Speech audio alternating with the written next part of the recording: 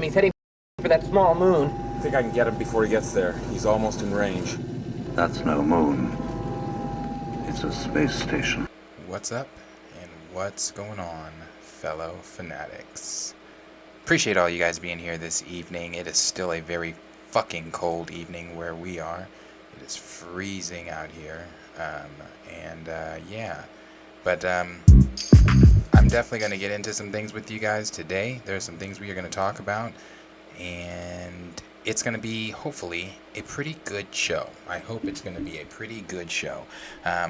Again, it's really cold here. I don't feel that great, but we are going to get into everything with you guys here tonight. I'm trying to fix something. I'm sorry. You know, there's always fucking technical difficulties over here. So I'm trying to fix something.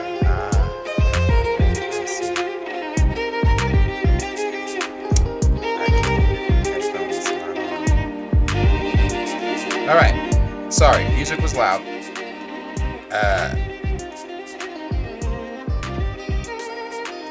But you guys should be good now, right? Everything should be good. How are you guys? I haven't seen you guys since Friday. Haven't gotten to see you guys since Friday. So, yeah, appreciate all of you guys being here. Let's see. Snyder Steppenwolf stepped in, said he had to step out. He's got a very busy week. Definitely understand that. He is a college student, so he's going to stay busy because, yeah, college calls first. So, definitely appreciate you stopping by, though, Snyder. I'll definitely talk to you in the Discord because we still haven't even talked about the whole LeBron foul thing that you and I need to talk about. So we'll talk about that too when I talk with you in the Discord. Gray, appreciate you being here. Raptor Club, appreciate you being here. JD75, appreciate you being here. Connoisseur, triple salute, appreciate you being here. J2 Savvy, appreciate you being here. Network, appreciate it. Kenny, appreciate it. Tim Possible, always on my left, appreciate you being here. Ant-Man 1991, appreciate it. Andre, appreciate it. D Stizzle, Near, Zang Beto, and Profess the Film Fan, appreciate all you guys being here. Let me know in the chat if this music is too loud for you guys. I finally got a fucking playlist together to where the music is now, I can now play music throughout the stream instead of just at the end there. But let me know, guys, if that music is too loud. Could it be a smidge louder? What is it? Because it's in my ear, but you know, it's different.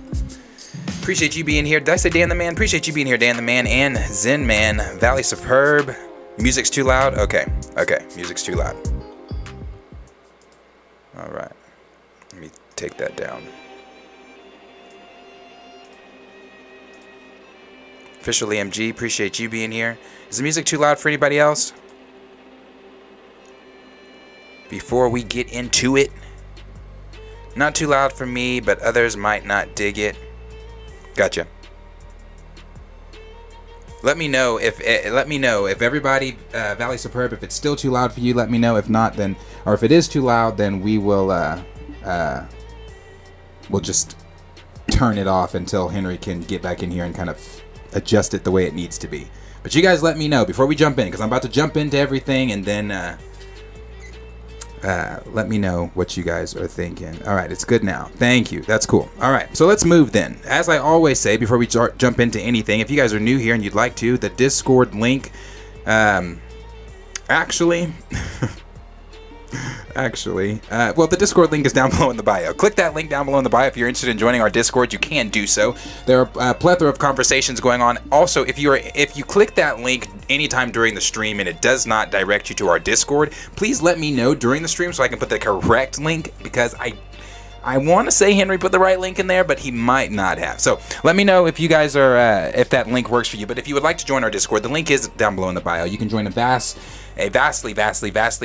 growing community that has a number of conversations from Marvel, DC, anime, etc., to just general conversations that are taking place within our Discord. And it's also the easiest way for me to get in contact with you guys when we do giveaways. We do giveaways starting now every Friday. We've done them before, but we're going to consistently do them every Friday now. So every Friday you can look forward to having some type of giveaway here on the channel. So it's the easiest way for us to get your mailing info if you are to win one of the giveaways.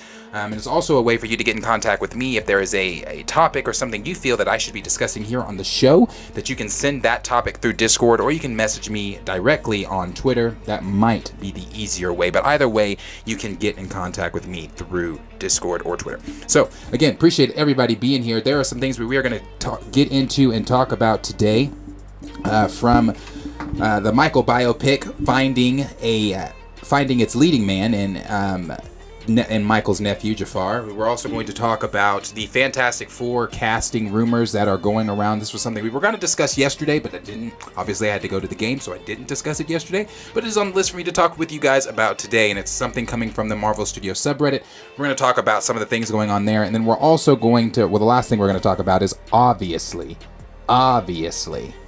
the shit going on with the new DC announcements. And as we all suspected, James Gunn waited until the last day of January. I think we all in the chat were kind of suspecting the last time that we talked about DC that it was going to be the last day of the month that James Gunn was going to give us news. So, and he did. He gave us news. Now, whether or not that news is great for you or not, we're going to get into. But we're going to get into all of that. So let's start here with Michael. Now, a couple weeks ago, a week or two ago, I want to say we discussed the Michael Jackson biopic that is going to be coming to us here soon. It's coming to us from the same people that brought us the Bohemian Rhapsody biopic. I don't know if anybody has ever seen the Bohemian Rhapsody biopic, but that biopic is great. So when I saw that they were the same ones that were going to be attached to the Michael biopic, I was still optimistic, but I was hopeful. I was hopeful because of how well done the Bohemian Rhapsody biopic was, how well depicted Freddie Mercury was. I was like, okay, this is great. Hopefully they can do the same thing with Mike. Well, like I said, Michael's nephew Jafar will be portraying the King of Pop in the biopic titled Michael. And before we get into everything, I've said this so many times, and I will continue to say it when talking about Michael, and that is that Michael Jackson is innocent and has always been innocent. Any of these claims that are constantly being made in regards to Mike, and I know that there are a lot of individuals that truly do believe that in their heart of hearts that Michael is guilty of all the allegations that were pinned against him, and even more so after the very disgusting and disrespectful HBO Max documentary Leaving Neverland, or whatever the hell it was titled. Especially after that, the conversation was brought back to life. And not that the conversation ever really died, but the conversation was brought back to life. But it was brought back to life with a lot of false facts. Let's put it that way. A lot of false facts, because I'm not going to sit here and pretend like Leaving Neverland is accurate. Leaving Neverland had an agenda to paint Mike in the worst possible light that he could be painted in. You can't convince me that anything from Leaving Neverland is valid, or that you can use it in any type of arguments when talking about Mike at all. Especially, again, like I said, that was one of my trepidations with this whole thing, is the things that people have been saying about Mike, the things that people have always said about Mike from Weirdo Hollywood. And again, I've said this many times, before you start believing anything that Hollyweird or anybody, that any story in general, do the research for yourself. Stop believing everything that every Tom, Dick, and Harry tells you.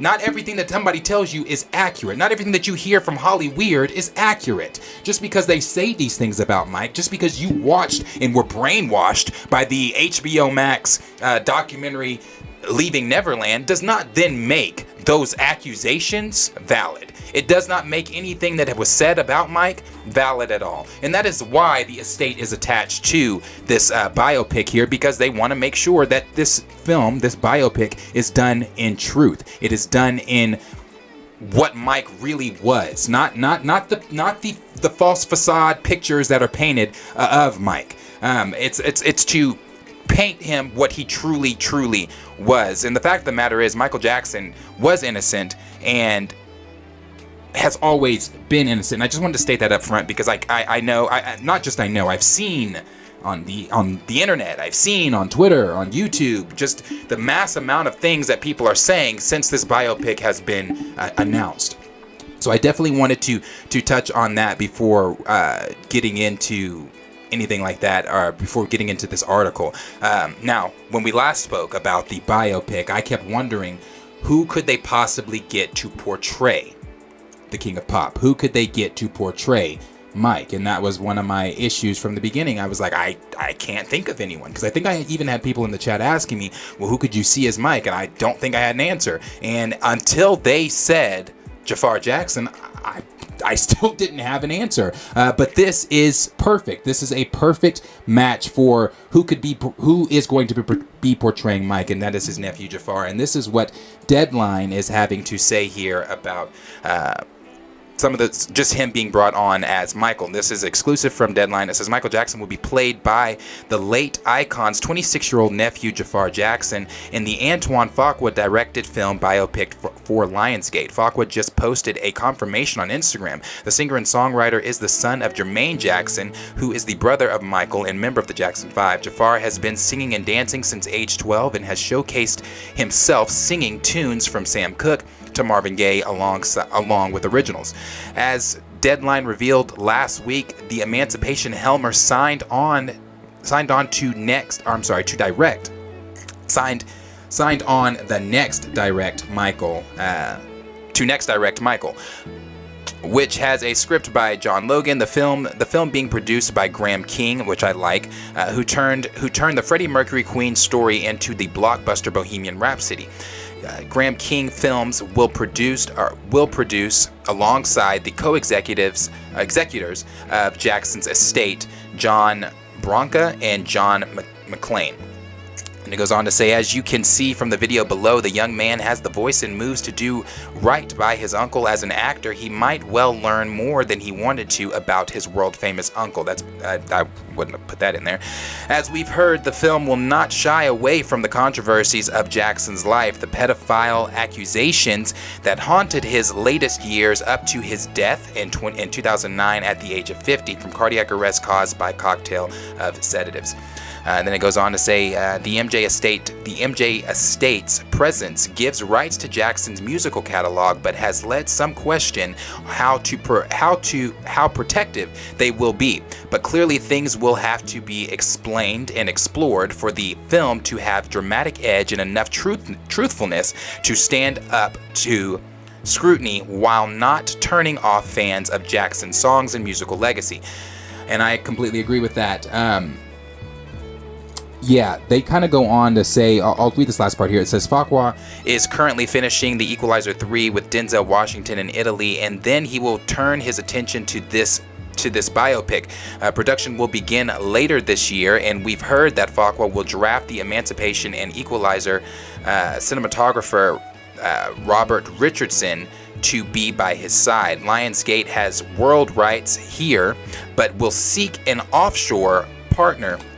And we've heard Sony is squarely in the mix. The studio that studio turned into a hit. That studio turned into a hit. The 2009 DCU. Not sure what that one is. The documentary. This Is It. Oh, okay.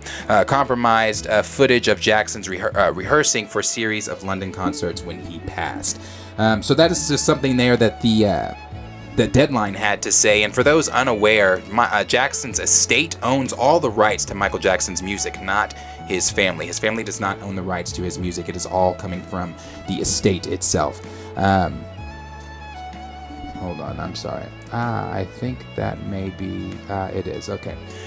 Producer Henry is in the chat taking care of that, because I'm definitely not doing that. Let me see. So the Jackson estate owns Michael's music. They do not, or the family does not own Mike's music. But producer Graham King, that's why you heard me say I'm happy that Graham King is attached to this. And the reason I'm happy is because he wants to incorporate the family. He not just wants to, he is bringing in the family to be as involved as they can possibly be, and to not only to just be involved, but to make sure that the biopic has truth, to make sure that it's not giving any false facades the way that Leaving Neverland or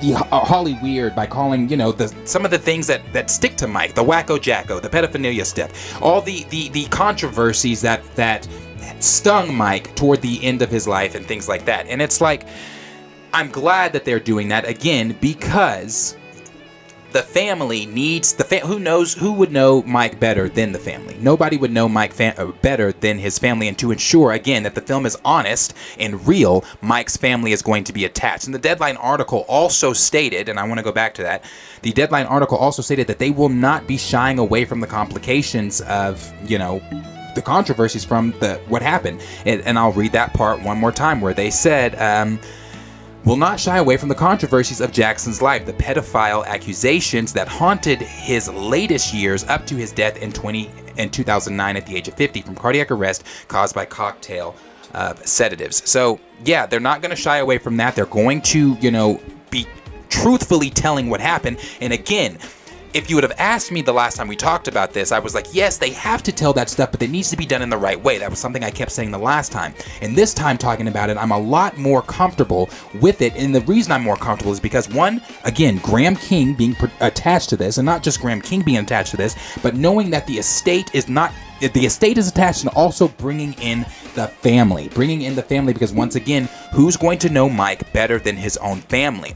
And not only that, it has to be a way that pleases fans, but also combats the negative brainwashed people that, are just purely basing their facts off of what they watched from the documentary or what they've been told prior to seeing the documentary Leaving Neverland. So it's gonna have to be a way that can please the fans, but also combat the negative naysayers that have, the negative brainwashed things that they have to say.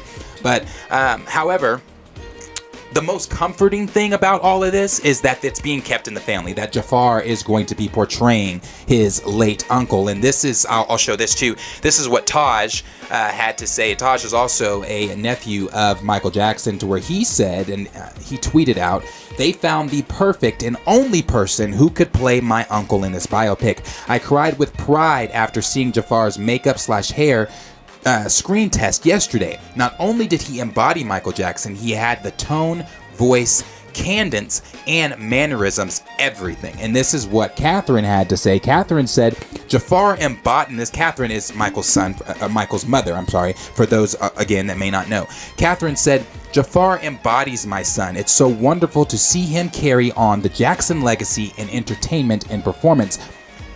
And I've already seen so many naysayers saying, well, of course the estate and family are involved. Well, no shit. No shit they're going to be involved, because as I've said so many times, who better to tell Michael's truth than his blood? Who better to have somebody embody Michael than his blood? And I've watched interviews here recently, because prior to the announcement of Jafar, I wasn't privy to anything that Jafar has done. I pay attention to Michael. I don't pay attention necessarily to the Jacksons themselves. I pay attention to Michael. So I understood and knew, obviously, that he did have nieces and nephews and things like that. And I knew that a lot of his nieces and nephews have tried to break into the business by singing or acting or etc. whatever.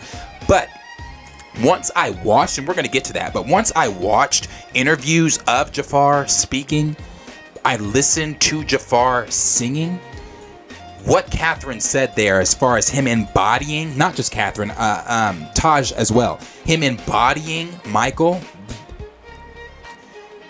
is so nail on the fucking head, because he embodies Michael. Embodies Michael so much that it brought tears to my eyes listening to him talk, listening to him sing, because all the Jacksons, most of the Jacksons, they all have that soft toned voice. It does not, not Taj, I'm sorry, Jafar talked about that in an interview. He talked about how they all have that soft toned voice where the pitches may be different, but the Jackson genes are so strong, and again, these are his words, the Jackson genes are so strong that they all just have that soft tone voice. So listening to him talk, I was like, damn, he literally is, he's his uncle. He embodies Michael. So hearing Catherine say that, seeing the things that Taj had to say, I really liked seeing that. And we also, I'm so glad that they kept it close to home and got someone from the family that embodies Mike, because we don't want another fucking Flex Washington caricature performance. If anybody has seen that film, I think what is that, a Lifetime film? I think that's a Lifetime film, I believe. If anybody has seen that Lifetime, that terrible, think M. Night Shyamalan's Avatar movie.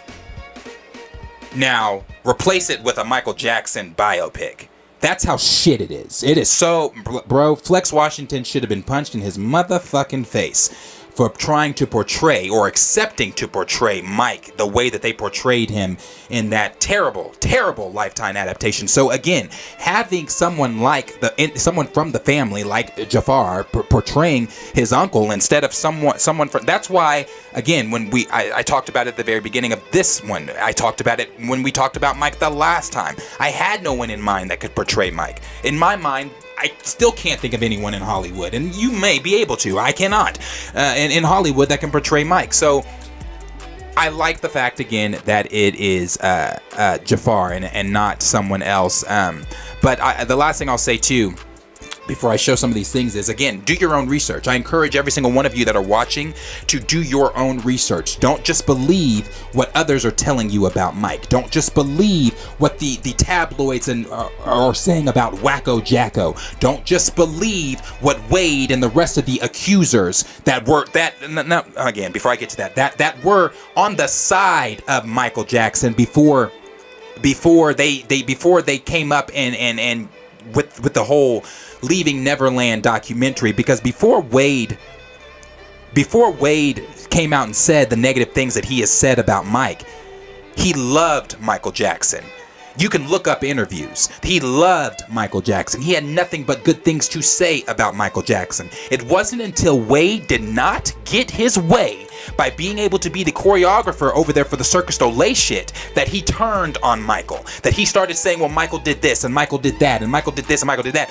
But again, you have other artists, you have other stars, whether they be actors or singers, like the late, rest his soul, Aaron Carter, who did an interview saying Michael Jackson was never like that. Like I went over Mike's house plenty of times and never once did we ever do anything like that. Not only that, Macaulay Culkin, who spent plenty of time with Michael Jackson, came out and said Mike's not like that. That wasn't the way that we spent our time. That wasn't the way that when he was around other kids that I saw him spending his time with those kids, etc., etc. So before you go believing a disgruntled, hurt a Wade that didn't get his way, that has a certain agenda to even in death still try to badmouth Mike, I would say do your own personal research, because knowledge is power. Stop being so spineless. Stop being so thick-headed and not wanting to believe, and not wanting to do your own research on certain topics.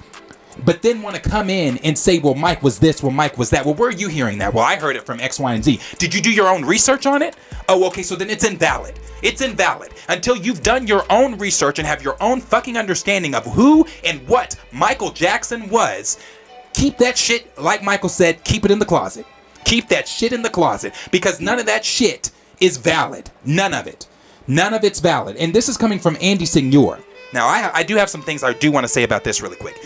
Andy Signor is a YouTuber, also Scooper. Andy Signor came out and said that that Miss I've been playing blackface my entire life, Oprah, is trying to block this film. She's trying to sabotage this biopic. Why is Oprah trying to sabotage this biopic? Y'all have heard me say on this channel before, maybe not plethora of times, but I have said it before. I can't stand that bitch Oprah. I can't stand motherfucking Oprah. And the reason I cannot stand Oprah is because Oprah she was one of the ones behind Leaving Neverland. She was one of the ones behind that documentary. She was one of the ones that supported it. Not only that, she did interviews with other people that were affected by rape or whatever, is to raise awareness or whatever. Now, mind you, this is the same Oprah bitch that got her start from Mike. Let's not forget that. I want to say that interview took place, in the 90s? I think that was late 90s that interview took place, where she went to Mike's house and Mike was showing her around and Mike did the dance moves for her and was beatboxing and all that type of shit. She loved that interview. She did everything in her power to get that interview, and some might say that is the interview that made Oprah who Oprah is today. Not only that, this is the same bitch that was scratching and clawing up trees to interview the family, to be the first one to interview the family after Mike's passing. This is the same Oprah. But let's not forget, this is also the same Oprah that got me banned on my personal Twitter. I wasn't able to get on my personal Twitter until the beginning of 2022 because I called Oprah out on my personal Twitter. I cussed her and that bitch Gail out. Why? Because Oprah decided to go at Kobe Bryant after he passed, and all she could talk about was the rape allegations. That's all she wanted to talk about. Well, here's the thing, Oprah. Michael was proven innocent. Here's the thing, Oprah. Kobe was proven innocent. I don't know why this sister has a problem with attacking brothers within our own community, but her trying to block this biopic is nothing short of. If Oprah really wants to get down to nitty gritty, is that bitch not on house arrest? Now, I don't know for sure, but I was under the impression that Oprah was one of the names that used to visit Epstein's shit. Oprah is one of the names that was on the whole sex trafficking shit. If I'm correct, was she not on house arrest during 2021, 2022 because of that whole sex trafficking shit? But this is the same bitch that wants to throw a rock at somebody's house and the house is also made of glass? I don't support Oprah. I will not support Oprah. Again, Oprah's one of the ones that was behind Leaving Neverland. She has it out for Mike, and she's going to try to sabotage this biopic. And again, that's a rumor. That's what Andy Signor is hearing from insiders that he's connected with. And Andy does have good, credible insiders that he's connected with. So, knowing that, because that's fact. Her being connected in Leaving Neverland, that shit's fact. Look it up. Knowing that she was connected to that and hearing this whole thing that she's trying to sabotage the biopic, I do believe. I believe it. I really do. So I think Oprah needs to stay in her fucking lane. Like I said, she's been playing blackface her entire life. Oprah needs to stay in her lane and stick to, and I pray to God, Britney Spears does not do whatever interview she's wanting Britney to do with her, because Oprah's a snake. I've said that so many times. I don't trust Oprah. Oprah is a snake. And after the things that she said about Mike, after the things that she has said about Kobe, I don't have shit for Oprah, but I did want to say that. I wanted to put that out there because I wasn't sure if everybody was aware that Oprah Winfrey herself is trying to sabotage this biopic. But before we end this topic, I do want to show some of the things here from Taj. Not Taj, from Jafar. And for those, again, that may not know, we'll play this first. Just this little part of the interview that he did where he was talking about his uncle, the last time that he got to see his uncle and things like that.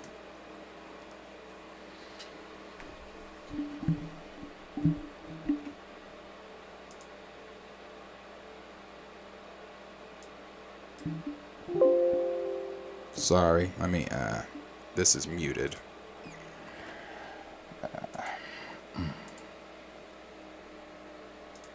The Jacksons, they performed in New York, and that was the only time I got to see my Uncle Michael perform. Just seeing the fans' reactions and the energy, that really inspired me to want to be in the music, even though I was in golf at that time, but I knew it would lead to that eventually. They're so awkward. The day when I was working on Got Me Singing, we're in the studio in Van Nuys, and Hardy, the producer, played these drums for me. Bro, the Jacksons are special, so bro. Then I went to the he keyboard talks just like it's a fucking uncle. And different ideas felt right, and then Hardy was like, "Oh, that sounds good." It was up tempo, made me want to dance. It was just a feel good record. Sharing my music with my father was a special moment for me. I wouldn't be in music or singing if it wasn't for my father. He has been there since day one and every day supporting and giving ideas, what can be better. So he's always there for me. He's the most supportive person I have. I'm on my way to you. So glad you called my phone. You have this crush. You've been thinking about her all day. You've been waiting.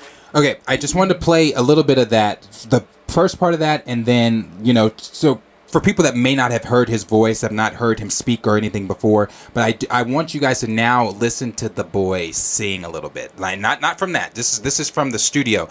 He's doing a studio session. This is a studio session he did. Listen to how he sounds here. No judging if you misbehaving. We'll find a way if we try. Don't give up on me. I know you dream about it. It's okay to want me. face, so get a moment. It's the perfect moment, and you're worth it to me. You're so safe around me. Just promise me you won't let go. If I take control, can you go there with me? I need you to go there, babe. I wonder.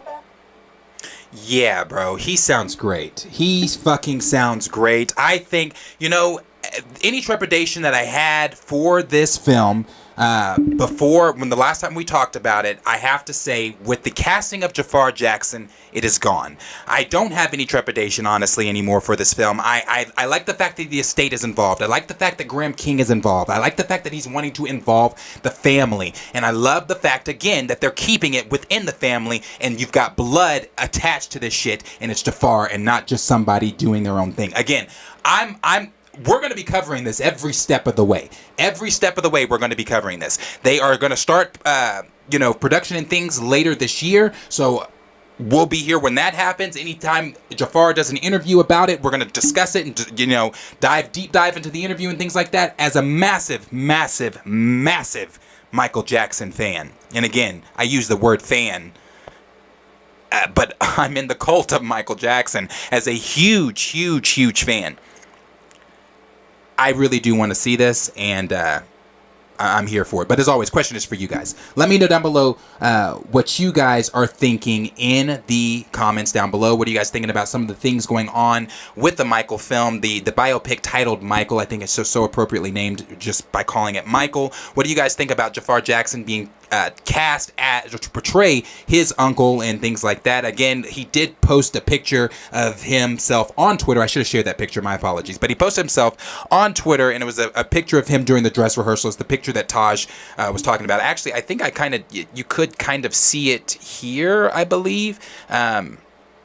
Yes, you could see it here a little bit. I'm not going to click on it because it's going to take me to Instagram. But it's the picture that Jafar did post of him in the dressed as Mike and things like that. So I really want to see the test footage and things that they did. I would like to see him in the makeup. I want to see him fully dressed as Mike and everything like that. I want to see that for sure. So again, let me know what you guys are thinking about that. What are you guys thinking also about, if it's true, about Oprah trying to, and I do believe it's true, about Oprah trying to sabotage this film? That just, again, that's right up that bitch's alley. That's the shit she likes to try to do. So as far as Oprah being a snake, I don't want to say that's shit she likes to try to do, but as far as Oprah being a snake, that's right up her alley. So let me know all these things down below in the comments, what you guys are thinking about the Michael biopic. Are you anticipating it? Are you still trepidatious? Or like me, has your trepidation disappeared with the attachment of the Jackson's family being attached to the biopic?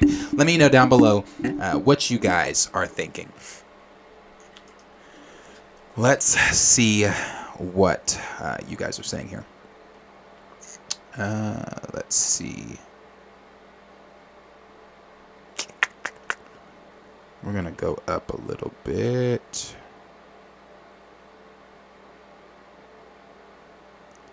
Or a lot of bit. Because it looks like there's a lot. Let me turn this down a little bit again. Sorry guys, I'm gonna turn the music back down, but I gotta get this going to where it's not, where I have to do this every time. Okay, let's see what you guys are saying. All right, so we'll start here with Near said Discord link is invalid, but Henry looks like producer Henry put the correct one in there. Dan the Man said, so I'm excited about having all the... Oh, we're talking about that. We're going to get to that. I'm going to start with the Michael stuff. D Stizzle said, Antoine Fuqua is a great director. I know. I loved what he did with Bohemian Rhapsody. I really did. Network said, Larry should be ashamed of what he said on Just My Opinions reviews. Oh, no. What'd he say? I like Larry. What'd he say? Raymond said, innocent. Somebody should send that to Chris Carr. Let me calm down. I didn't address the John Campea, Chris Carr shit. And the reason I did... tread lightly. I'm gonna let sleeping dogs lie. Just know I didn't address it. I'm gonna let sleeping dogs lie this for right now. Just know I didn't address it. Raymond said... and Larry on. I didn't see it. Professor Film Fan said because they didn't read the FBI files or MJ Square One. Right. D. Stizzle said I remember watching the news when the FBI raided his home. Professor Film Fan said that made me unsub to John. Oh really? You unsubbed to John Campion? You know, I watched it. I watched what they said. I didn't watch the show that day, but I did watch the segment of what they had to say there. And again, thank you, Valley Superb, and I will get to that in just a second here. Thank you so much for that very generous $10 super chat from you. It means a lot. I'll get to that in just a second.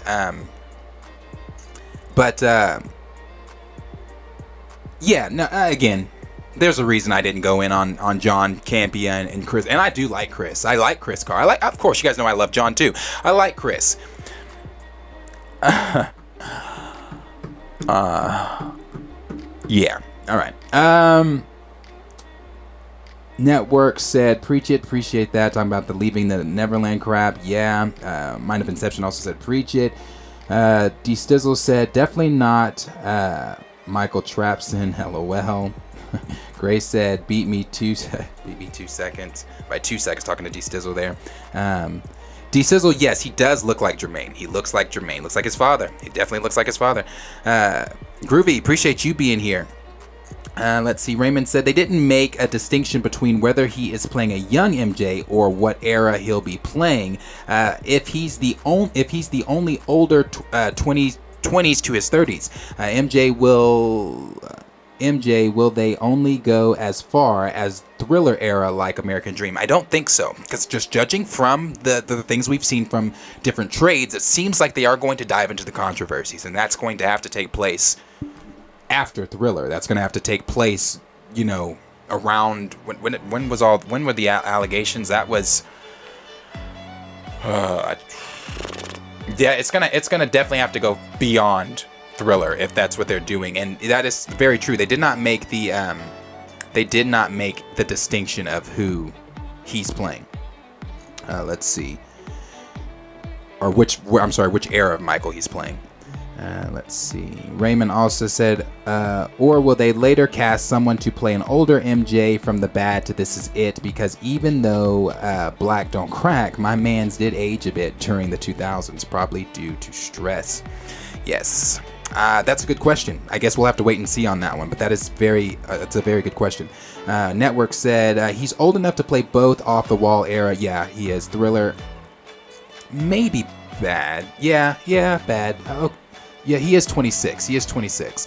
Raymond said, once again, Jermaine getting overlooked by his baby brother. No, don't tell Jermaine that. He'll make another fucking diss track. D. Stizzle said that low-key Michael Jermaine shade was funny. Rhyme said, woo, finally in the spot. Yeah, appreciate you being here. Raymond said, my main question is, will the estate actually finally give us 4K concepts from any tour, specifically bad, and quality of Man in the Mirror from Moonwalker and another part of me from Bad 25? I don't know if the estate is. I think the estate's involvement is just simply going to be the biopic. I don't think that the estate wants to give out anything else as far as like you're talking about, as far as 4K concerts. I would love to see him, but will they? I don't know. Kenny said Dr. Conrad Murray probably knows him pretty well. Raymond said, and Conrad should have got way more time than another topic. Raymond said, because I need that now. Release it to celebrate the film. That's true. Minds of Inception said, I'm hopeful knowing his family will be involved, which is awesome, won't taint the real truth of his legacy. That's very true. Raymond also said, this film should educate the naysayers. It should educate the naysayers. That's what I feel is very important if they go past 92 and they don't stop at the Dangerous Tour like MJ, the musical did. Right. Because I think a lot of people didn't want to touch the controversies. That's what it was. Like, Jackson American Dream, that was before the controversies. The musical didn't want to touch the controversies, but the biopic itself, as they've said, they are going to dive into the controversies. But the thing I liked about that is that they are going to keep it truthful. There's not going to be the controversies that the tabloids and Hollywood blew up. They're going to make it true to what it actually was. Not the whole, well, I heard this or I heard that or you did see this or I didn't. No. None of us were fucking there. The family, the estate, they know. So I like the fact that they're going to dive into it, but they're going to keep it truthful to what it was. Gray said, Jermaine, I'm leaving the group to go solo. MJ, ain't nobody coming to see you, Jermaine. Xavier said it's going to be a difficult balance to depict his life right. Yes, it will be a difficult balance for sure. With it being in the family's hands, I trust them more than outsiders. Right. That's a good question, Skillmonger. Can he act, though? And that's a question I asked too. But can Mans act? I asked that too when I was reading through articles last night. I was like, can he act? Is he a good actor? You know, I don't know. But I will say, doing what he just did in these interviews, I mean, that doesn't really take much to be Mike. I mean, just be what you were just being in those interviews, and that's Mike. I mean, he like Catherine and like Tosh said, he really does embody Mike. Just listening to, and that's not the only interview I listened to when I was watching interviews of him. There are several interviews where the boy is Mike. Like, they all have that soft tone. So he just looks he looks like Jermaine, but he has moments where he kind of can, you know, favor Mike, but he definitely sounds like him as far as the speaking voice. And that singing was good too. Rhyme said, I can't wait to see him in this movie. I know, I need to see some, I want to see the test images or whatever that they got to see. I want to see him in the makeup and everything. Raymond said, their genes are very strong. He is very much like Mike, more than the other nieces and nephews, right? Rhyme said, that flex-ish was appalling. Boy. That was awful. Network said, Jafar will do his uncle justice. I agree. We're going to skip down a little bit. Professor Film Fan said, watch Michael Jackson Square One. Yes. Go watch Square One. It's a very informative documentary. And there's another one that you can also watch. Let me make sure I'm not getting this incorrectly, because you can watch Square One, because that's a great docu on just truth. There's another one though. There is another one. What is that other one called? Man.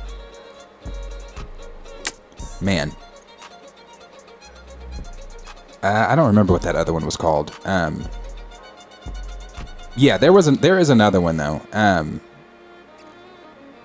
I think it's like Truth About Neverland or something like that. I forget what it's called. I think it's like Truth About Neverland or something like that. But there is another one. Definitely check those out. Xavier said, yep, I don't believe Wade for a second. Nah, bro. Wade wasn't speaking like that until Wade got broke. Until Wade needed money. Because Wade also... Nah, bro. No. Rhyme said, I truly believe that Donald Glover fashioned Buddy from Atlanta based off of Flex and his horrible makeup in that biopic movie. Raymond said, it's called Searching for Neverland, and MJ and a MJ impersonator who knew MJ played him. It was touching. Oh, okay.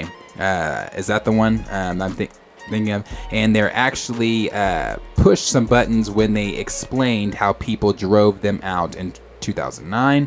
He said, I don't believe people who change stories. Exactly. Everyone has a vendetta, especially for some reason. Like, why do people hate this man? Right. Thriller Brick said, yeah, I heard about Oprah trying to take it down. Yeah, bro, it's like I'm telling you, I looked it up too. After Andy said it, I kind of looked up some shit, and it's kind of seeming like that shit is true. I can't stand that bitch. I cannot stand Oprah. I can't stand Oprah. She, and the reason I can't stand Oprah is because she got her, like, Oprah forgets that she's black like the rest of us.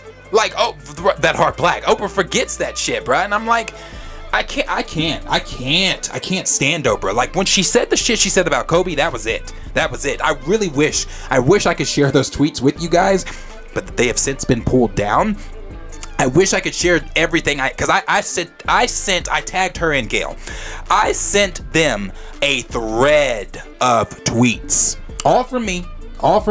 I sent them a thread of tweets calling her out, calling Gail out.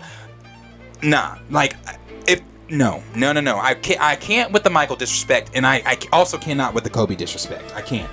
And I can't stand either one of them. Like I said, she's been playing blackface her entire life.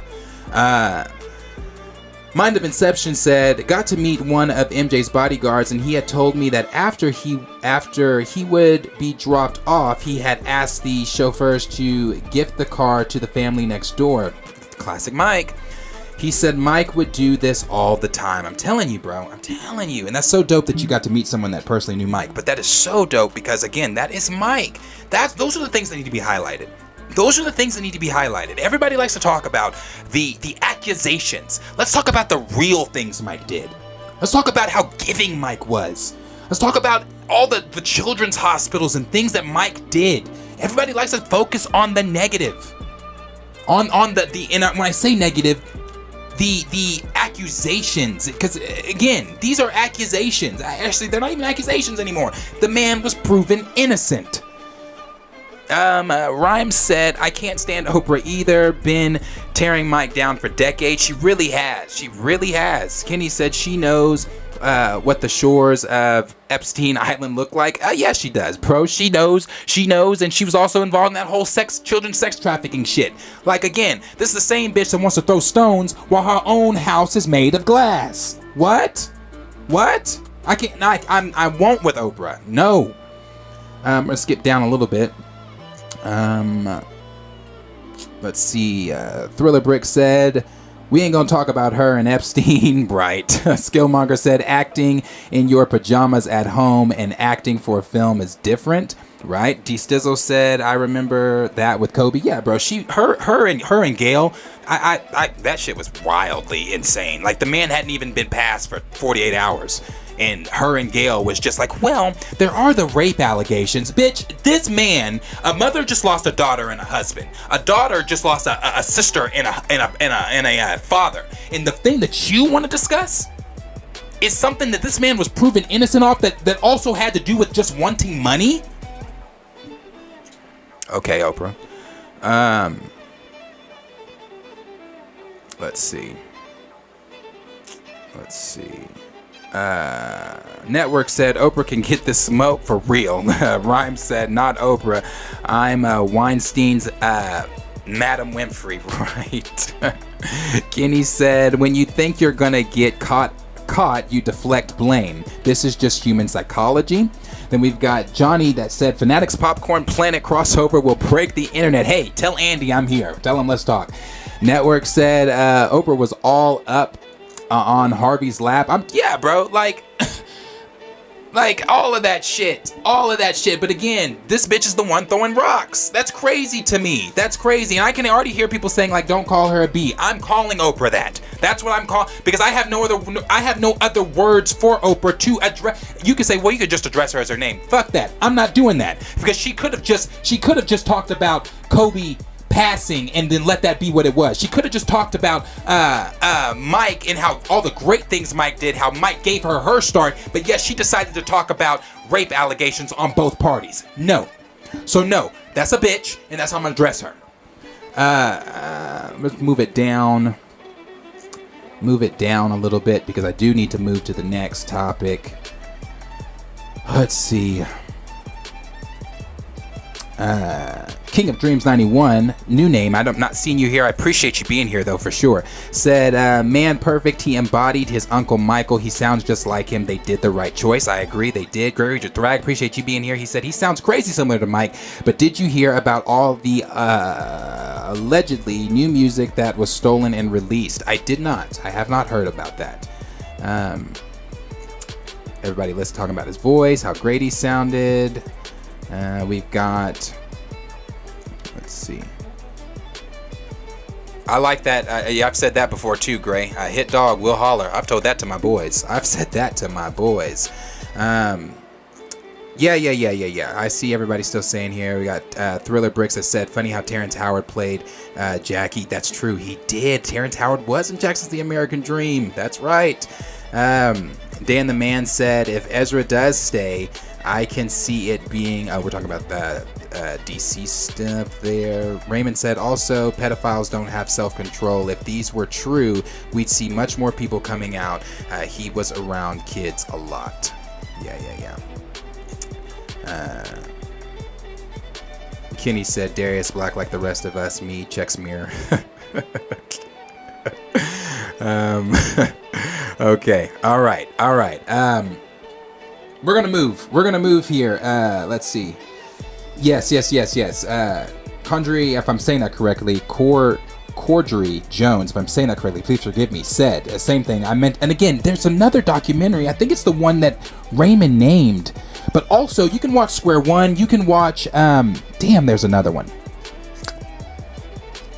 There's another one. You can watch Square One, because it is a good one. I thought I put it down.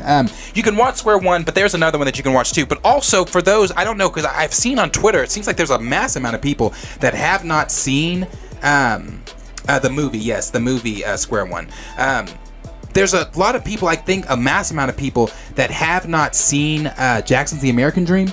I would even say watch Jackson's The American Dream. I would even say, if you want a good look into how the boys were raised, how, the things that Mike dealt with, the things that, again, where the song Ben comes from.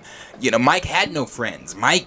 His friends were his siblings and Ben. And, Mike, they grew up on stage, and when they weren't on stage, they were practicing to be on stage. So I would even say, check out Jackson's The American Dream for those that have not.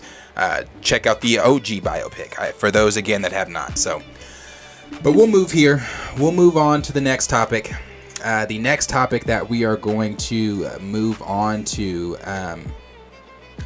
is going to be, and again, let me know if the music is still too loud. I'm not sure if it's still too loud for anybody, if you guys can hear me just fine, or if the music is just translating fine in the background, or if it needs to be turned down more. But we're going to move here to the Fantastic Four news. And, it's such a weird transition to go from the stuff with Mike to now we're talking about superhero content from DC and Marvel. So it's such a weird transition, but we're going to transition to it. Now, we spend quite a lot of time over here in the Marvel Studios subreddit, spoiler subreddit. And when we're in the subreddit, most of the times we are discussing a lot of plot leaks, a lot of rumors, a lot of things that come out, and blah, blah, blah. Well, on Monday, or I think it was on Sunday, actually, on Sunday, the Marvel Studios subreddit posted Fantastic Four casting rumors. So we are going to start with this, and you guys can kind of see that there. Actually, you guys should be able to see all of it there. So we're going to jump into these things that are going on here. Now, this is coming from Jeff Snyder. This is not coming from Jeff Snyder. Jeff Snyder talked about a couple days ago, last week we talked about it, about how Ryan Gosling was attached to the Fantastic Four film. But this is what the Marvel Studios subreddit is having to say. John Krasinski is not Reed Richards. And if you know, John Krasinski has recently come out, I say recently, but maybe about a month or two ago, said that he has not heard anything from Marvel Studios, that they have not gotten in contact with them, and he has not spoken with them since the Multiverse of Madness stuff. I still don't believe that. I believe that he's not Reed Richards, our mainstay Reed Richards, but I do believe he will be returning in the MCU as Reed Richards before Secret Wars, or as we get closer to Secret Wars, maybe Kang Dynasty, maybe Secret Wars itself, for sure Secret Wars itself, but maybe Kang Dynasty, I'm not sure, but I don't believe he's our Reed, but I do believe he will be back as Reed, but this is saying he is not Reed Richards. Then it goes on to say Ryan Gosling is in talks to play Silver Surfer, he's going to be playing Silver Surfer, and that's Norrin Radd. Then it goes on to say that, but not for this movie. Silver Surfer was a part of an earlier Fantastic Four draft, but he has since been cut, and Gosling, if he signs, will debut on a special presentation. Now, the last time we talked about the Silver Surfer, we talked about that special presentation, how that special presentation was rumored to be coming before before the Fantastic Four film, I believe. It's going to be coming before the Fantastic Four film. So it might have some elements that might bleed into the Fantastic Four film. Obviously, they're saying that the Silver Surfer is not going to be a part at one point. I think they said, if you remember, we talked about that in an earlier draft that he was going to be a part of the film, and that Galactus was not going to be a part of the film, but it seems like that has been switched, and now Silver Surfer will not be a part of the film, instead just be a part of the special, maybe be mentioned, but we won't see him himself. But they did go on to say that Galactus has been replaced as the main villain in the film, and it says Galactus is the main villain of the movie and will be played by either Dennis Quaid or Keanu Reeves. Don't know who of the two won in the end, but these were the front runners. Now, I could definitely see I could see a Dennis Quaid more than I could see Keanu Reeves voicing Galactus. I could hear a Dennis Quaid. Neither one of them would be my front runners or my first choices. But if that's the choices that we have to choose from, well, we don't get a choice. But if that's the choices that they're choosing from over at Marvel Studios, the choice I would go with would be Dennis Quaid, honestly, over Keanu Reeves. I just can't imagine Keanu Reeves' voice being Galactus. But I could definitely... I could imagine a Dennis Quaid before I could imagine a Keanu Reeves. But it goes on to say Adam Driver is not running for Reed, but actually Dr. Doom. And we've talked about that quite a bit too. We've talked about the rumors of Adam Driver coming in as Reed Richards, and is that going to be true? What is that going to look like? A lot of us were saying, fuck no. A lot of people were saying, I don't see it. Some people were saying, I can see him as Reed Richards. You know, I said to myself, he probably didn't want to be Dr. Doom because he spent an entire, film trilogy behind a mask. But I will say this about Adam Driver. I've said this before when we talked about Adam Driver being Reed Richards the first time. Adam Driver's an incredible actor. He's an incredible actor. When you have big acting chops and you're behind a mask, but then you can take off that mask and still be just as incredible, if not more incredible. I think he has the chops to bring a Dr. Doom. Now, I've seen some people saying, yeah, I don't know if he has the face to be Dr. Doom, this and this and that, and the other. I still would say he could be a Dr. Doom before he's a Reed Richards. I've never been one to say, I want him as Reed Richards. Did I say in the past, last time we talked about it, that I could possibly see him as Reed? If that was the only choice we had to choose from, okay, fine. I maybe. But a Dr. Doom, I could see a lot more than I could see him portraying Mr. Fantastic. So hopefully it is going to be the Dr. Doom over Reed Richards, because the other thing that we've heard that when it came to him being rumored attached to Reed Richards is that he was the front runner and Marvel's favorite to be Reed Richards, but maybe that has changed, and I hope it has. Then it goes on to say Feige wants, and I take that with a grain of salt, Feige wants the Fantastic Four to have people of color characters, and Reed is likely going this route. We'll see. We'll see about that. The thing I will say about possibly the people of color is we've heard that, and I want to say this too. We heard about that. I want to say beginning of 2022, end of 2021, that the Fantastic Four were going to be people of color instead of being the traditional comic accurate white Fantastic Four. And I've said this many times. I get inclusion, and I want inclusion. Representation, as you guys know, it's one of my main sticks over here. Representation fucking matters, but I would say not at the expense of accurately telling, because that's something too that they said they wanted a comic accurate Fantastic Four, and I don't know if a comic accurate Fantastic Four, well, I know a comic accurate Fantastic Four cannot be a race swapped F4 team, but that has been the rumor on the table for a long time, not just today, but over a year. So we may and we may not see a POC Fantastic Four team. And it goes on to say, The F4 members are going to be in their 30s, minus Johnny, who will be played by an actor in his 20s. And to be honest with you, I don't want Reed in his 30s because Tony's not in his 30s and Doctor Strange isn't in his 30s and things like that. And I don't know. When I think Reed, I would like him to be somewhat the age of, and I get it, it's like, well, Darius, and then you can't have the actor, you know, for a long period of time. You know, people often talk about how old Don Cheadle is or how old RDJ is or whatever. But I don't know. When I think Reed, and I'm thinking of him, you know, looking at him in the MCU, standing alongside some of these other prominent characters, I just don't see him as a 30-year-old. But again, the reason I say that is because Hollywood, bro. Hollywood's 30 is a young, like most 30-year-olds in Hollywood look like they're still in their 20s. And so how is that? I don't know. Do we want to see a in his 30s Reed Richards? It could translate just fine. I could just be nitpicking, but when I saw that they were going to be in their 30s, I was like, that's a little different, but we'll see. And then it goes on to say some of the names, and we're going to look these up. Some of the names I've heard floating around for the Fantastic Four include Kyle Allen. So let's go with Kyle Allen first, because I'm not familiar. With who Kyle Allen is. Do I want to do that on this screen? Let's do it on this screen. Let's pull him up.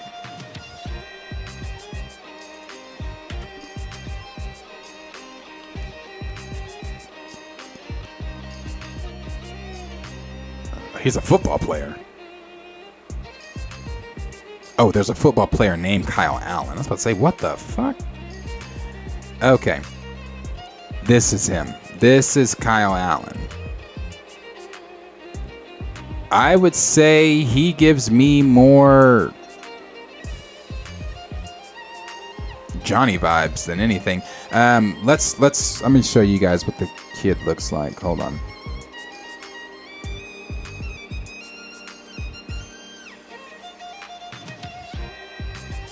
Hold on, sorry. I'm trying to pull up a good picture of him.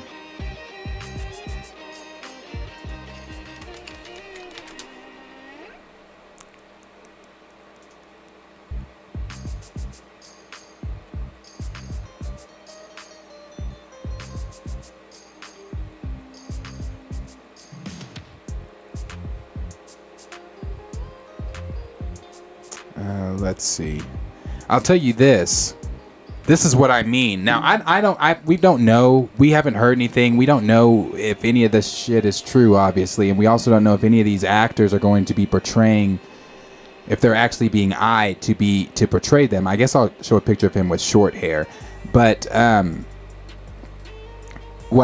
this is what I mean when I say I don't want Reed to be in his 30s. And the reason being is, I mean, look at Kyle right here. I'm going to show you guys this picture. This is what I mean when I say Hollywood is just a little younger. How old is this kid? Here he is right here. How old is this kid? This is Kyle Allen. Could you see him as Reed? And that's what I mean. He's younger. Reed needs to be seasoned, bro. Reed needs to be... Reed should be older. I particularly only, for me personally, I want 616 Reed. If we're going to do a Reed, I would prefer Reed be the seasoned Reed that he is. I'd prefer him to be, not in his 30s, not like the leak suggested that he, I like what Johnny said though. Johnny said in the last stream that maybe Reed experimenting with the time traveling Stark tech from the Infinity Saga, because if the rumor's true, that's how they get blasted back into the 60s and stuck there for a year, is because the Fantastic Four are going to be experimenting with the time traveling tech from the Infinity Saga.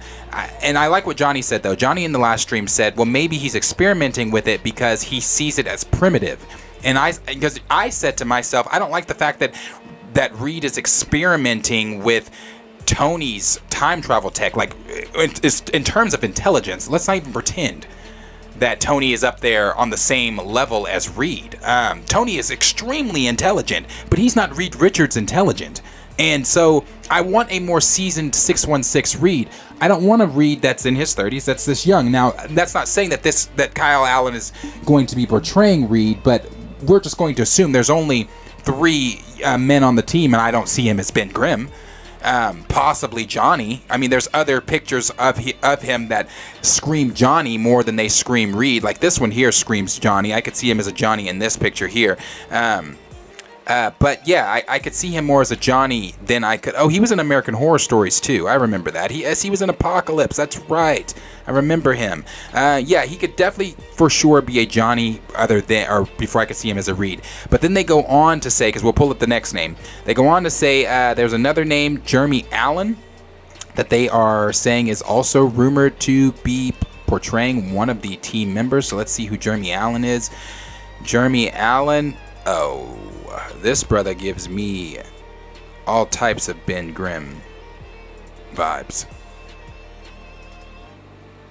All types of Ben Grimm vibes. He's definitely Ben Grimm. I'm going to show you guys this picture of him. Again, some of you guys may know who these people are. I don't. Actually, I'm just going to pull this over here so you guys can see what I'm looking at. All right. Let me see. Should be letting me zoom in. Okay. Either way, you guys can see him here. I definitely get Ben Grimm vibes from him. More than anything, I think that he would probably be a Ben. Not familiar with anything he's done, but I see him as Ben more than I see him as anybody else. Oh, okay. I guess it did zoom in. Let me unzoom it. There we go. All right. Oh, now it's unzooming to 70%. Sorry, let me get this back. All right, there we go. So that's Jeremy Allen. I don't know if anybody could see, if you guys could see him as, I don't see him as Reed, maybe Johnny. It's more of a Ben for me. I don't know. I don't know, bro. I'm getting so damn sick of this fucking, the Fantastic Four rumors and this and that, and the film is still 2 years away. Let's see. The next casting person they have on here is Carey Mulligan. I feel like I know that name. What has she played in? That's definitely... Let's see what she has played in. So Carey Mulligan is next on the list. So obviously she's one of the runners to play Sue.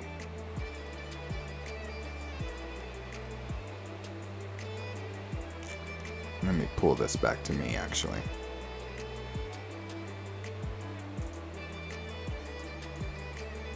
Let's do Carey Mulligan.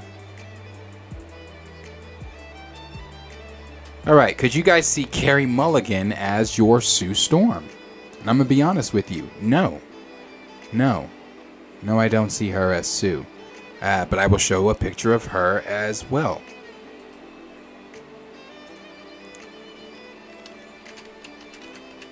Let's see. Do you see Carey Mulligan as Sue Storm? There's the picture of Carey. You guys let me know what you were thinking of seeing her as Sue.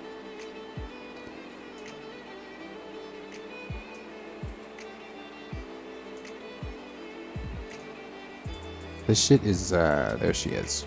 Do you see Carey Mulligan as your Sue Storm?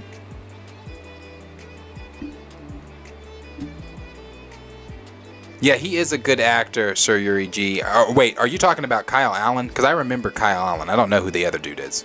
I'm not sure. I haven't seen him in anything. Yeah, I'm not seeing it. I'm not seeing it either. I don't see her as Sue at all. Just me. And I see Grace said no. D Stizzle said nah. Xavier said not really. No, Skillmonger said Glorilla as Sue. Yeah, I don't see her as Sue either, but we'll move to the next one now. this gets into that, because now I find it interesting that they said there at the top that Kevin Feige wants people of color. None of these people that we've talked about that they've listed in the same rumor are people of color until we get to... Now, I can never pronounce my brother's name. All I know is that he played in Bridgerton season 1, and he's the reason I did not watch season 2, because he's not in it. And it didn't make sense to me to take away the main draw of the entire show. Like, you started this entire thing, you know, with him just to ultimately take him away. I didn't like it. So I didn't watch season 2 of Bridgerton. So you guys, by now, you should probably know who I'm talking about. I cannot pronounce brother's name though. Is it Reg? Is it Reggie Jean Page? Regan? I don't know. But let's take a look here. Could you guys see? How do you say his name? Is it Reg? Let's just say Reg. Let's just say Mr. Page. Could you guys see Mr. Page from Bridgerton as your Reed Richards? Because I'm going to be honest with you. I don't want the race swapping. I don't want it. But if you're going to do it, because when I look at certain characters, I'm looking at, can I see him as Reed? Yes, I could see him as Reed. Does he have mannerisms that he could possibly be Reed? I think he does. I mean, if we had to race swap, and again, I don't want the race swap. I really don't. I truly do not, because there's black characters that he could portray in the MCU or within Marvel. But I don't know. I don't know. I could see him as Reed, but would he be my go-to Reed? No, he wouldn't be my go-to Reed. But he's definitely got the, like I said, he's got the look, he's got the build around him and things like that. But I could see him, but I don't want it. Let's put it that way. I'm gonna just leave it there. I could see it if that's the direction that Marvel Studios decided they wanted to go with it. I could see it, just not. I don't know if I really want it. But we'll move here to the next one. This is Elizabeth Debicki. I've heard her name as well. Not sure. Maybe let me see her face. And obviously, she would be in line to be portraying a Sue Storm. Could you see Elizabeth Debicki as your Sue? And honestly, I could see Elizabeth as Sue because she also plays Princess Diana in The Crown. And my God. For those of you guys that know, you guys have been here. You guys know that The Crown. I don't watch The Crown for love of the royal family. I watch it because of my love of history. I love history, especially history that is stuff like that's attached to like things like The Crown or what's the movie with Elizabeth I? I forget the name of that film. Love just films like that. Things like by historical pics like that. I love them. I could honestly see. I'm trying to find a better picture of her. Hold on. I could honestly see her as Sue. Before I could, I'm gonna use this picture. We're gonna do this picture with her and Tom Hiddleston because she looks good here. She looks great here. Could you see Elizabeth Debicki as your Sue Storm? And honestly, again, yes, I could. If I had to pick one, now Jodie Comer is still going to be my number one pick. But if I had to pick one, if I had to pick someone from this list, I do like Elizabeth Debicki or if I'm saying that correctly, as Sue. I see it. You guys, what do you guys think? You guys see her as Sue or no? Is she good enough to be Sue, or is that a no on her as Sue? She is tall. That's true, Steven. She is tall as fuck. That is very true. He said like 6'8". No, that's not an exaggeration. She is tall as fuck. Historical dramas. Thank you, Skillmonger. She is tall as fuck. She is very tall. I do like her. I could see it, but I agree. I forget how tall she is. You know what, Steven? Somebody else suggested Matt Smith, and for a second, I entertained it. I don't know if I could see. I adore Matt Smith. I think Matt Smith is great. That was the whole reason I watched House of Dragon, because prior to watching House of Dragon, I hadn't seen Game of Thrones. I watched House of Dragon for Matt Smith because I think he's such a good actor. I got into it and I was like, okay, I got to check out Game of Thrones. So yeah, I could see. Maybe I could, and I don't want to be. I don't want to say yes, because yes, because I like him as an actor. That's why I don't want to put my personal feelings in that. Could I see him though? No. I don't know if I could see him as Reed. But no, she is no, she's not in Game of Thrones. Is she in Game of Thrones? No, she's not in Game of Thrones. I don't believe she's in Game of Thrones. D Stizzle said, I feel she's too tall. Runway model. Yeah, she is tall. She is tall. That's why I said Jodie Comer is honestly my first choice. But she is a really tall. Oh fuck. I need to read a super chat that was sent over to me. I'm sorry. Let me finish this. I'm gonna read that. I'm sorry, because it went through Streamlabs and it didn't come through here. I didn't see it, but I'm gonna get right on that. Let me actually go ahead and have that set up for me already, so I can just jump into that. Okay, the next name that they have here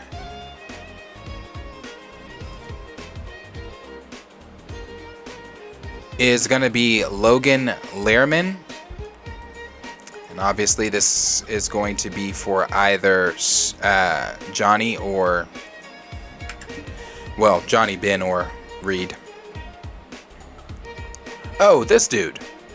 Oh, Percy. Percy Jackson. Didn't he play Percy? He did play Percy. Okay, so let's take a look at Mr. Logan. Now, see here, right here, I just see I see what Marvel probably sees when, if this is true, if these names put here are actual names that Marvel's looking at, I could see where they saw Reed, because with his facial hair, he definitely does look like Reed. I could see him portraying Reed. Yeah, I see it. I do see it. Again, not a first choice of mine, but I do see it. Chat, what are you guys thinking? Do you see Logan Lerman possibly being Reed Richards?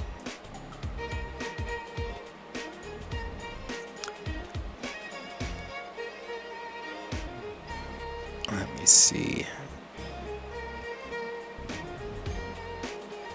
Okay, that came from Valley Superb. Valley, if you're still in the chat, please forgive me. I'm going to read your super in just a moment. Please forgive me. What are we thinking about Logan? Does Logan fit, or is Logan not it? Raymond said he doesn't see it. Andre said, yeah, I liked him in Percy Jackson. Zangbeto said, still too young looking. I know, I agree. He's still too young looking, but if we're to believe this rumor, hold on, guys. I agree with you. I think he's still too young. I agree. But if we're to believe the rumor that they are looking for actors in their 30s, does this not fit? Could you not see him? Let's just go with this real quick, chat. Go with this idea. Let's go with the idea that they are going to cast someone in their 30s. Let's assume here that they are going to cast someone as Reed Richards, as Sue and Ben in their 30s. Could you then see Logan as Reed if that's the direction that Marvel goes with the whole 30s thing?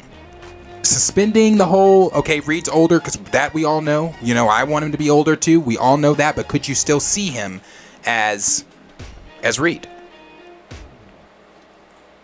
Or is it again, minus the too young stuff? Is Logan himself in his 30s? Let's see. Logan he's 31. He's 31. So you guys, I'm not sure. Again, like I said, taking out the whole, yes, he's not He's not older like Reed, but with him being in his 30s and that being what Marvel is kind of looking for, could you see it there? Xavier said, given those circumstances, I could see it, but I would hate a young Reed. I agree, brother. I agree. Given those circumstances, I can see it. That's where I say I see it. Given the circumstances, but I still don't want that young of a Reed Richards. I don't. Imagine one of the smartest minds in Marvel Comics being 30 and then one-upping RDJ. Because RDJ's going to be back, right? RDJ's going to be back. We have all talked about that. We know this. One-upping RDJ. I don't know. I don't know. See, Jeezy said for Reed, I'd go with Freddie Prinze Jr. and Sue. Yeah. I go with Sarah Michelle Gellar. Zangbeto said still too young. Zangbeto also said casting an actor in their mid to late 30s would be the best option in my opinion. D Sizzle said it'll take mid 30s for Reed at the youngest. Right. All right. Let's see. Who's the next name here? The next name that they have on here, we're not going to look him up because we already know that. Diego Luna. Diego Luna was also rumored. We talked about that before. We talked about Diego Luna being rumored to be joining the Marvel Cinematic Universe. And if we are to believe what Grace Randolph has said in the past, that she said a major Star Wars actor would be joining the MCU. And we've yet to see which major Star Wars actor that is because we're not sure. So we could possibly be seeing even Diego Luna as Reed Richards. Now, don't take this the wrong way when I say this. I personally cannot see Diego Luna as Reed Richards, and the only reason is because Diego has such a thick accent. Great, he's a good actor. I mean, I loved him in Rogue One. Of course, I did not watch Andor, as we all know, but I loved him in Rogue One. But his accent is just so thick as Reed Richards. I can't see it. Not as Reed. But maybe you guys can. I'm not sure. But for me, I don't see him as Reed at all. But again, I found it funny that the plot or the leak mentioned that Kevin Feige is looking for people of color to portray the team. But however, there were no people of color outside of my dude from Bridgerton and Diego Luna. So are they looking for people of color, or are they just going to keep? And I'd rather them just keep the Fantastic Four what they are. But you know, I'm not sure. Could you guys see a multi-ethnic first family? No, I can't. I'm sorry, I cannot. But as I said, anytime we talk about things from the Marvel Studios subreddit, take all of this with a massive grain of salt. Take it with some morphine. Take it with some devil's lettuce. Take it with whatever you need to digest this. Take it with a grain of salt. I'm not, like I said, I'm not sure that any of it is true or valid, but it is what's going on. And again, Galactus is seeming like is going to be the main villain and no longer going to be Silver Surfer. So, as always, question is for you guys. Let me know down below in the comments what you guys are thinking about some of the newest things coming out from the Marvel subreddit about the Fantastic Four, the casting surrounding the Fantastic Four.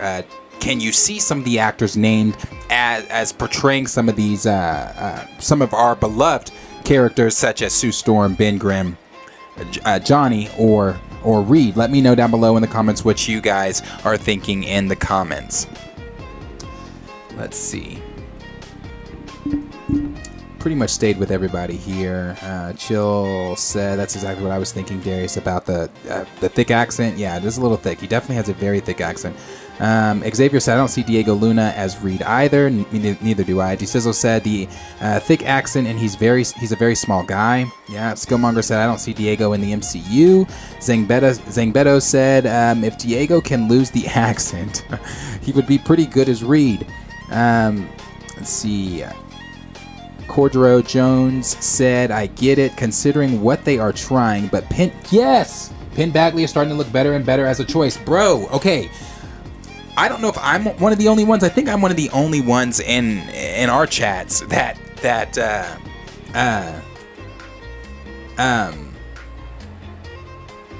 could see Penn Badgley as Reed. He's my first choice as Reed. He is my first choice as Reed. I would love for Penn Badgley to be Reed. I thought once I saw the concept art of him as Reed, I was like, or the fan art, I was like, bro, yes, he fits Reed. I think he'd be a great Reed. So I agree. Everybody, a lot more people saying no. Gringes the Bag said no to Diego. Ty said no. Steven said, at this rate, Pedro Pascal. Oh, God, no. Chill said, I saw a multi-ethnic fan cast on Twitter that I really liked, and I've been open to the possibility. Really? Who were the people that they named there? Official Liam G said, I want Johnny closer to Peter's age, right, so they can interact. They don't have to be the same age. Johnny can be a few years older, but contemporaries to each other. Yeah, I agree. Ty said, not Pedro. Planet Poppy said, nah, we don't. What we don't do is call God's creation we devil's lettuce. I called it devil's lettuce because honestly, there's certain things you can say and there's certain things we cannot say.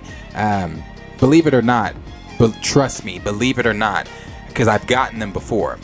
YouTube will send me a message for certain things that I've said during the stream, and it doesn't matter if it's 10 minutes into the stream or 10 hours into the stream. They have sent me shit saying, cool it. And there's some new rules with YouTube too, like a whole bunch of new rules where you can, a whole bunch of new do's and don'ts. And so I tried to walk the line there, but I agree with you as far as God's creation, because it's definitely God's creation that I indulge in daily. So I agree. Skillmonger said, Diego said on Christian Harloff's channel that he wants to transition to directing. Well, go for that, Diego. Ant-Man 991 said, my friend told me that a good reference to introduce Doom is that he bought Sokovia and turned it into Latveria. It could happen during the 5-year gap between Infinity War and Endgame. That's a cool one. Omega Zero said Chloe Moretz or Emma Furthman for Sue Storm. Chloe, I remember her being a big fan cast. I don't know if I could see her. I don't know. Maybe I could. Let's see. D Stizzle said Peter should be around the same age as Johnny. Yep, same thing Liam was saying there, and I do agree. Let me read some more of these up here. Sir Yuri G said a Reed in his 30s is fine though. It's the right middle age. Skillmonger said RDJ will be back as AI. We've got Steven that said saw him recently on a show called Hunters, looked older in the show. Okay. Amen. Not anyone's. Oh, I read that. Sorry. Sir Yuji also said the beard adds a few years. D Stizzle said still too young. Visual MG said I don't see it. He's still too young. He can still play 25. Reed ain't 25. Yeah, that's true. Kenny said if Fantastic Four was a halfway decent film, we wouldn't even be having this conversation. Yeah, that's true. CGZ said for Reed, I'd have to go with Freddie. Oh, I read that earlier. Yes, I agree with the Freddie Prinze Jr. thing as well. I like Freddie. He's not my first choice, but I could see him. Mega 095 said Emma Furman for Sue Storm. Or okay, is that the one we asked down here? I think we said yeah, that's the one we asked. Okay. Let's see. Oh, we were talking. Okay, I was reading the comments there when we were talking about Sis being a runway model, Sue Storm. Yeah. Okay, so pretty much touched on those, but let me touch on Valley Superb's super here, to where Valley sent that super in, and he said it's late in the UK, so might miss this topic, but the DCU stuff further brought Ryan's decision into perspective. We could have gotten a new T'Challa, new soups in just over 2 years, and T'Challa and his son, Batman and Robin, blacks don't get to have shit. Yeah. I see what he's saying there. What he's saying is, we could have gotten a new T'Challa, because look at the stuff going on in DC right now. You know, they're about to get a new Superman. They're about to get Batman and Damian. You know, the whole father-son deal. We definitely could have still done T'Challa, but T'Challa, as I've said in the past, T'Challa still should have been done, in my opinion, in film 5 or film 6. If you wanted to bring the kid in, you wanted to do TJ so bad, bring him in 5 or 6. Let T'Challa have the vehicle film that was going to be 2. Let him then progress off of that in 3. And then do whatever in 4. And then by film 5, by the post-credit scene in 4, sure, Prince T'Challa Jr., if you still want to name him that, is born. But yeah, to have him hijack all of T'Challa's shit, I didn't like him, don't like. But I see what you're saying there. Let's see. So let's move here to the DC conversations, the things going on in DC. And this is not, again, new to any of us. We're going to start with the new DC announcements. Well, all of them are new, but we're going to start with the stuff that's not really connected to the DCU, which I'm still confused about. I don't know how any of this shit is working. I don't know what it means. I have no idea. All I have is my speculations here, but let's start with Collider. What Collider was saying here. Now, James Gunn did come out and say, in the stuff that they've been talking about, that the Batman Part 2 is what it's being called as of now. I feel like it's not going to just be called Batman Part 2. I feel like it will have a name. But Batman Part 2, as it's being called right now, is going to be set to release on October 3rd, 2025. And it's going to be considered in their Elseworld films. And it's going to be an Elseworld film. It's going to be one of those films, again, like the Joker, Folie Abdou, or the first Joker film, or something like that. It's going to be akin to that, where it is just, it's just going to be its own standalone thing. It has not going to be anything that connects to the wider DCU. And this is something we've kind of known. I want to say we should have known this.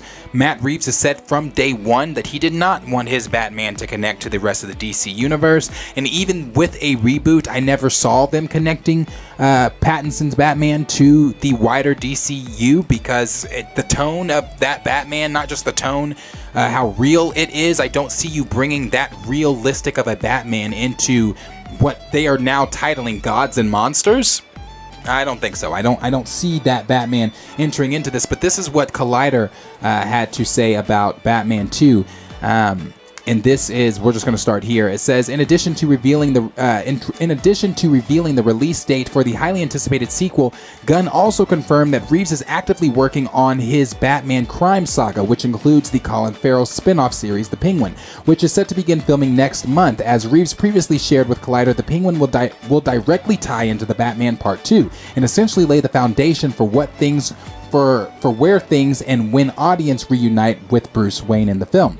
Previously, Reeves told us that the sequel will keep Bruce Wayne at the heart of the story, sharing, to me, the thing that I really feel is that I also believe that Rob Pattinson is so special in the role. My goal has always been to do these point of view stories that allow the character to always be the emotional center of the story, because a lot of times what happens is after you do the first one, then suddenly other rogues gallery characters come in and they kind of take over, and then Batman takes a back seat sort of character wise or emotionally.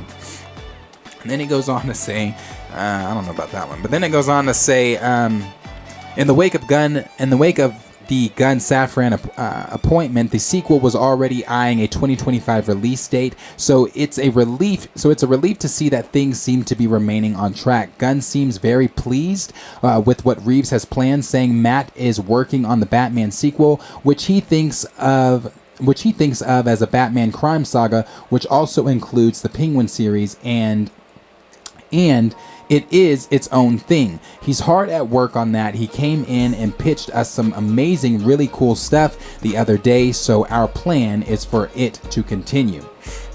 And then again, these are things we kind of knew about the Batman. It goes on to say Safran also reaffirmed that the Batman isn't going to be pushed aside in favor of whether they plan to go with their other Batman-centric stories, explaining that the Batman is not a stepchild, it's all under DC. we are fully invested in the success of the Batman, just like we are everything else. It may be a long way away, but the Batman Part 2 will bring vengeance back to the silver screen on October 3rd, 2025. So that's what they're kind of saying there about the Batman. And again, it is going to be one of those Elseworld films that James Gunn was talking about. And as far as it being an Elseworld film, I like that. And the reason I like that is because it does allow for DC to do standalone films like Joker Folie Abdou, like The Batman, and others that they don't want to necessarily connect, or Keanu Reeves' new Constantine that's still coming. It then allows for DC and Warner Brothers not to have every DC film connect to their cinematic universe. So say they wanted to come in and do a standalone Superman film or something like that with Henry Cavill, and I'm not saying they are because they're not, but let's say they wanted to have Henry Cavill come in and do a standalone Superman film like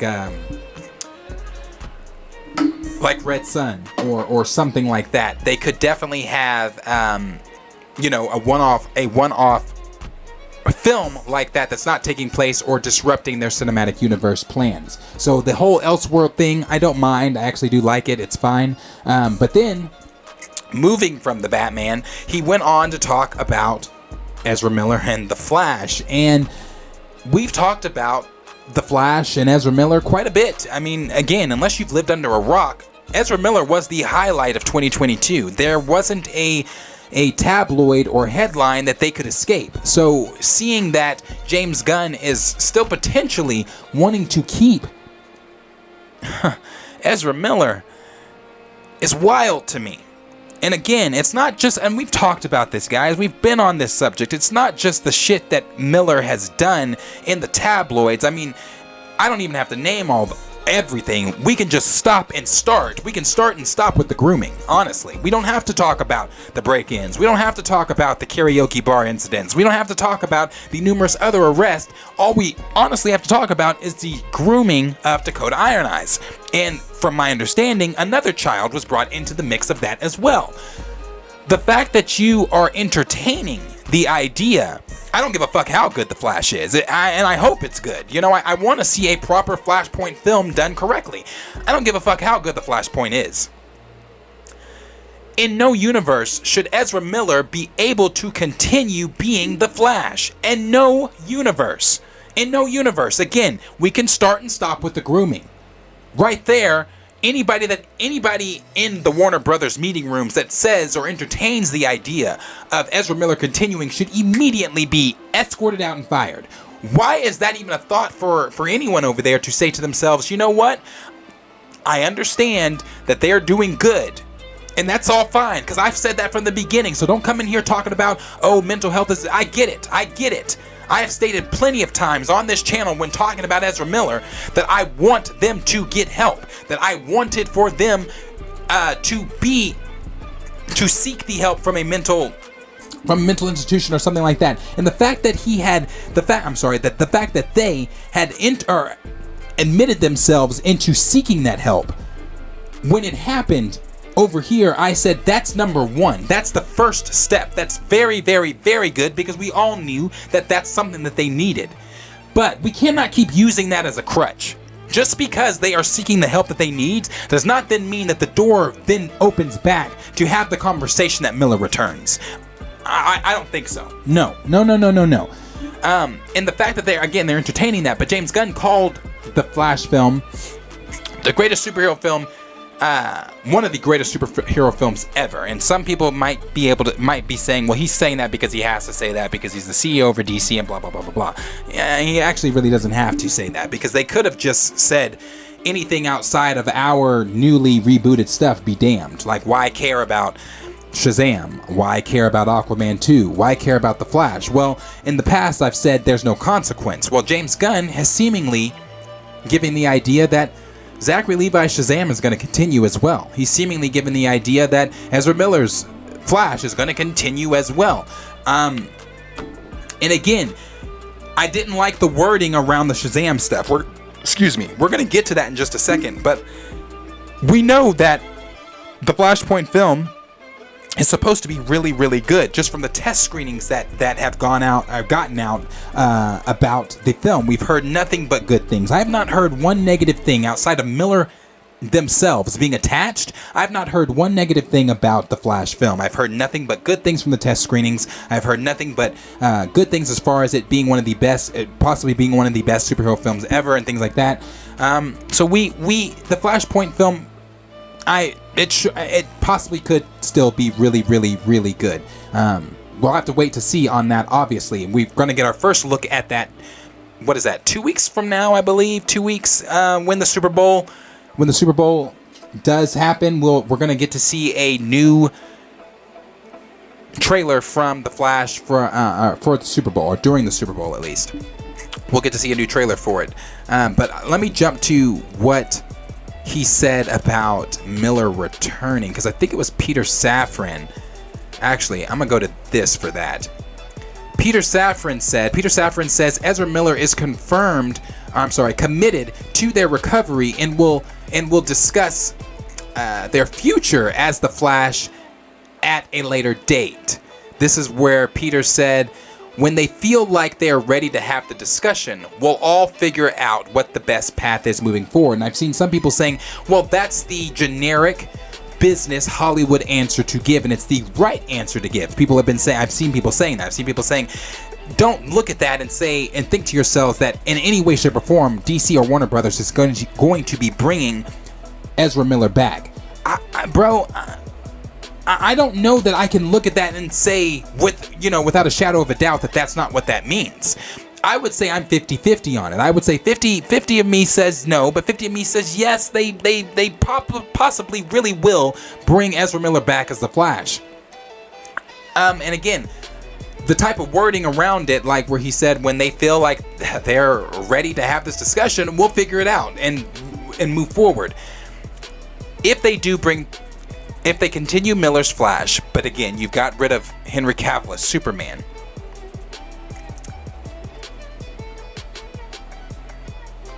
The issues that are going to arise from that, and it might not even be that big of a deal when I say with the issues that are going to arise from it, because I don't know. It'll be one of those things we have to wait and see. Honestly, we'll have to wait and see on that one.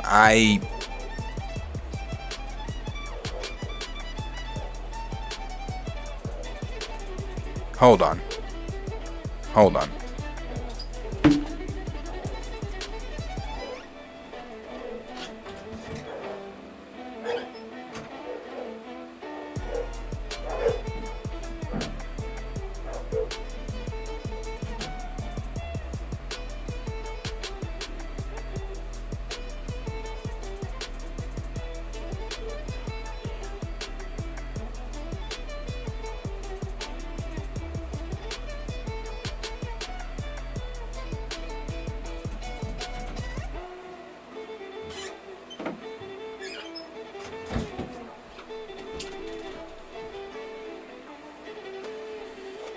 I'm sorry. Capone and T'Challa have not been getting along because T'Challa needs to get his balls cut off.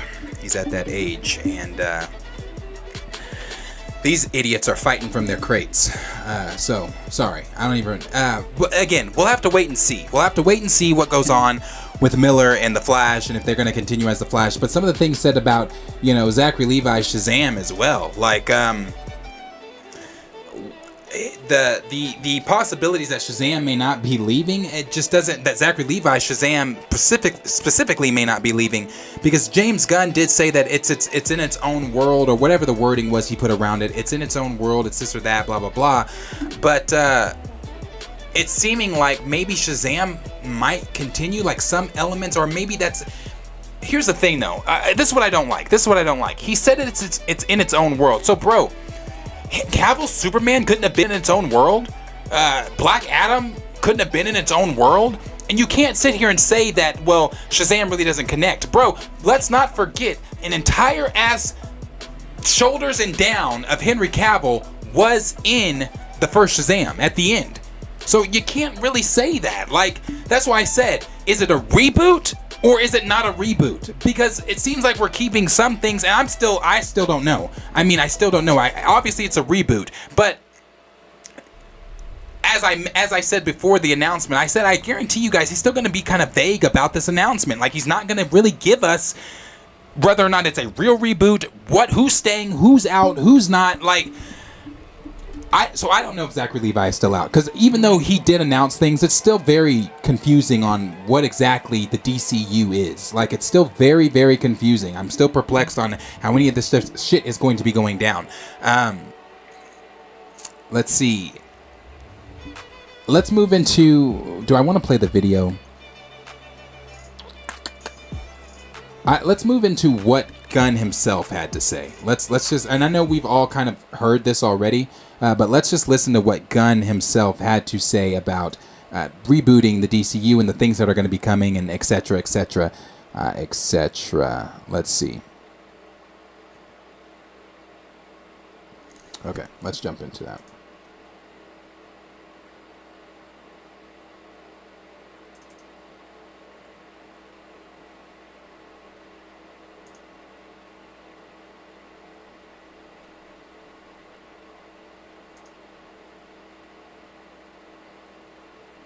Hey everybody, I'm James Gunn. I'm the co-CEO of DC Studios. So as many of you know, DC has been disconnected in film and television for a long time. And it's one of, our jobs, mine and Peter's, is to come in and make sure the DCU is connected in film, television, gaming, and animation. That the characters are consistent, played by the same... I'm sorry, I don't mean to pause, but I do want to say this. When I watched this video earlier, and I've watched it a couple of times, they put this shit together today. I don't care what anybody says, bro. It's really sloppy. This is not what I was expecting. I was expecting, even though Casey Walsh yesterday tweeted out, don't expect some slate, don't expect it to look like Marvel. If you're expecting it to look like Marvel, you're going to be disappointed. So I kind of tempered my expectations when Casey Walsh tweeted that out yesterday. But this is still not what I expected. I did not expect them to come out and give this half-ass last-minute put-together video and explain what they're going to be doing, because it's cut together, bro. You can see it's cut together. Like, there are moments where it cuts. It cuts, like the video cuts. It's like he said something, but then they cut out certain shit. Like, not certain shit that he revealed. I'm not saying that. I'm just saying, like, you can see how this video is cut together. It's kind of like if I take something out during the editing of one of the clipped videos from the live, and I clip it into its own video, and I cut something out, and it jumps to the next thing I said. You can see the jump, bro. All these fucking jumps here. This was put together at the last minute, as we all kind of suspected was going to happen about the whole last, that he's going to announce on the last day of January and things like that. Like I said, okay. Actors, and it works within one story. And if something is outside of that, like Matt Reeves' Batman or Todd Phillips' Joker or Teen Titans Go, that it is clearly labeled as DC Elseworlds, outside of the mainstream DC I do like continuity. that. I do like that. Peter and I have gotten pretty lucky in terms of the 4 projects that are coming out over the next year. First, we have Shazam, Fury of the Gods. Shazam has always been off kind of in his own part of the DCU, so he connects very well. That moves directly into The Flash. No, what? What does that mean? Like, what does that mean? Fury of the Gods. Shazam has always been off kind of in his own part of the DCU, so he connects very well. So Shazam has been his own part of the DCU, so he connects very well? I don't get... Shazam was in the same DCEU as Cavill, Godot, Momoa, Affleck, Miller, and the rest of them, bro. So why get rid of Henry Cavill's Superman? And again, if you just wanted to cast a new Superman for whatever it is you're doing with Superman Legacy, which we don't know shit about besides that he's writing it, and I hate that he's writing it, why not just make Henry Cavill's Elseworld? Like, why take that away from the fans who we just got so much hope from, because we hadn't seen Superman in a decade other than a silhouette, the neck down in Shazam, the silhouette in Peacemaker, or whatever else the lack thereof of Superman. Why not just put Henry Cavill back in the cape and the cape, like he said, I've got the cape in the closet. Why not let him pull the cape back out the closet, give us what we got in Black Adam, progress on to that, and just have that be Elseworld? Like, because the way that he's saying Elseworld, he just said it. He's like, Todd Phillips's Joker, Matt Reeves's Batman, or Teen Titans Go.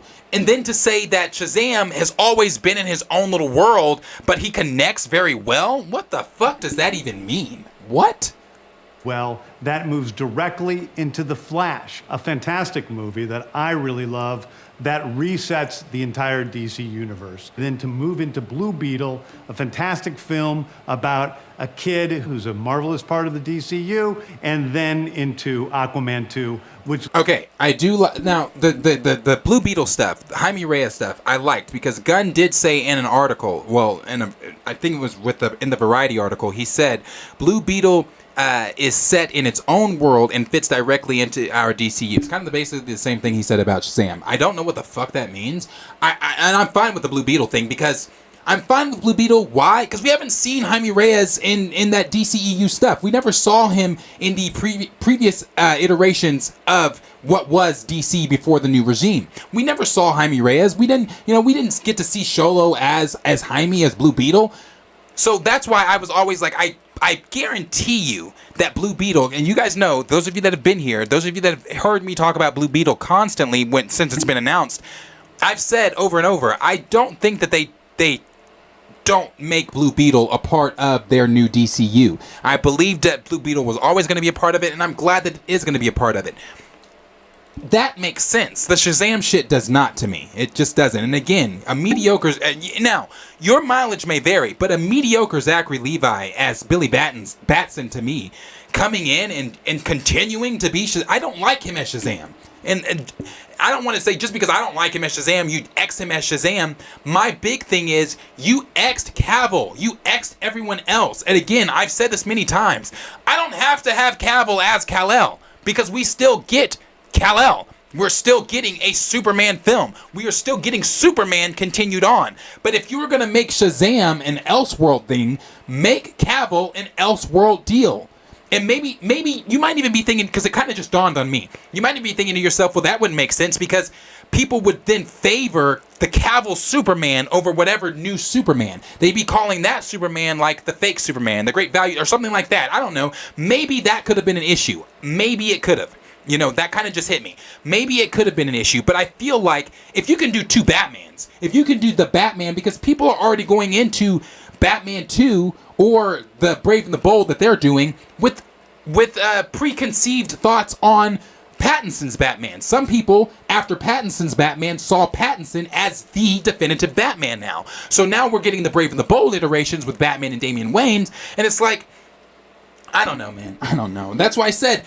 this really didn't clear shit up. It just gave us projects. Like, leads directly into our next few projects, which I'm going to tell you about now. So, Peter and I, along with a group of very talented writers, have started to map out an 8 to 10 year plan of what DC Studios will be in film, television, and gaming. This first chapter is called Gods and Monsters. I like it. This, I what like I'm about it. to tell you, is I a part like of it. the first chapter. It's not the entire first chapter.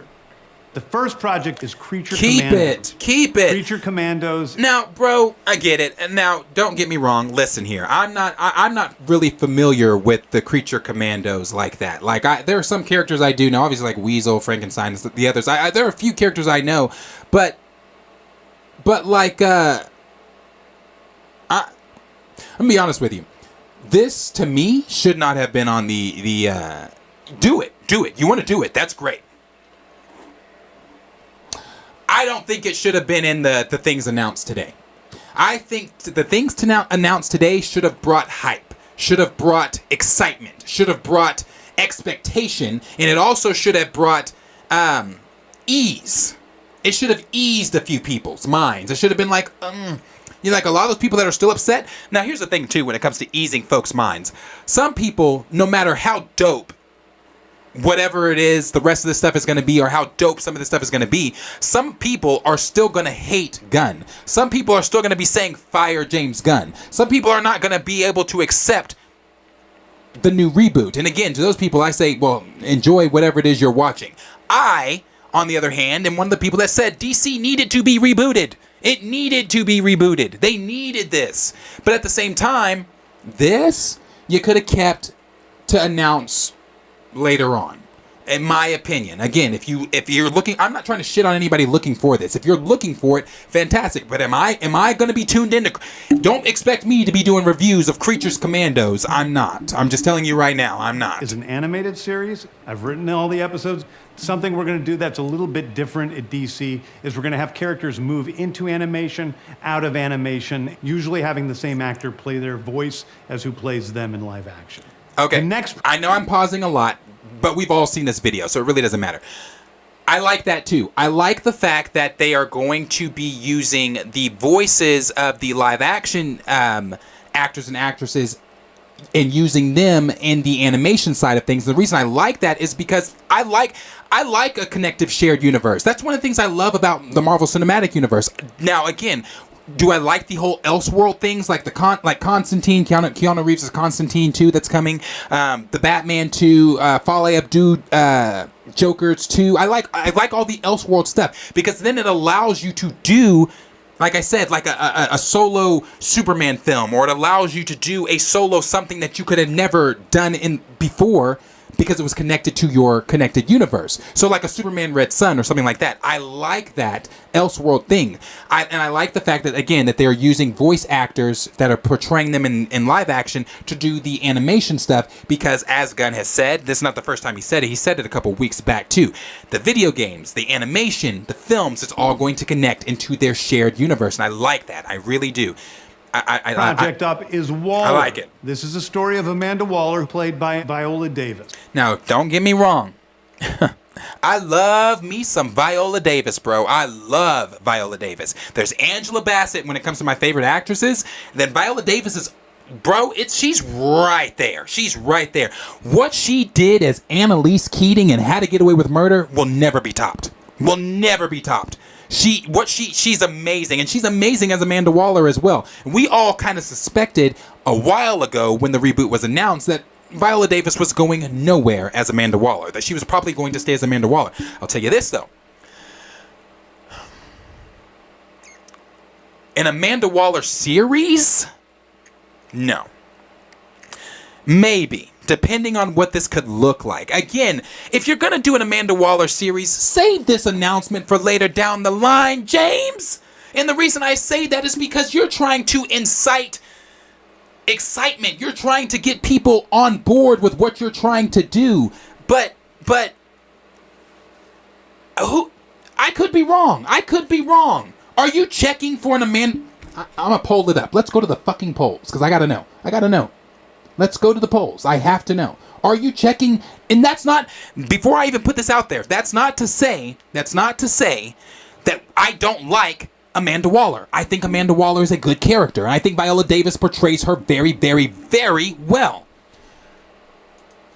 But are you checking for a Waller show? I just want to know.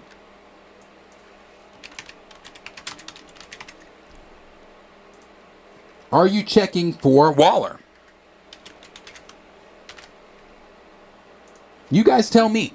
Because this was one I thought to myself, James, you should have announced this one later on. Now, could her show be in the vein of a deal where we could see her going through, like a Nick Fury type thing, going through recruiting different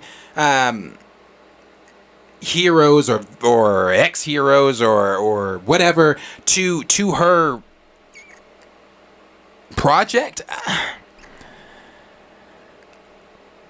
Is that exciting enough as a fucking show though, bro? That's what I'm saying. Is that exciting enough as a fucking show? That's what I'm saying. That's all I'm getting at. Like I could see like Waller showing up like Nick Fury at the end of certain projects or at the end of certain shows or whatever. Her showing up and then, you know, being the Val or the Nick Fury of DC and then having her play a larger role in certain movies. But a series, I don't know. I don't fucking know. Like I said, I really like her as a character, and I like Viola Davis as her. But a whole series, I'll have to see what it's about. We'll have to see what it's about. I'm not knocking it. I'm not saying no, I'm not gonna watch it. I'm not saying no, I'm not gonna watch it, like I'm not watching the creators or the first shit. I would watch this, but to keep my interest, you would have to really bring the shit, bro. You would have to bring the shit to keep my interest. Let's see what you guys are saying here on the poll.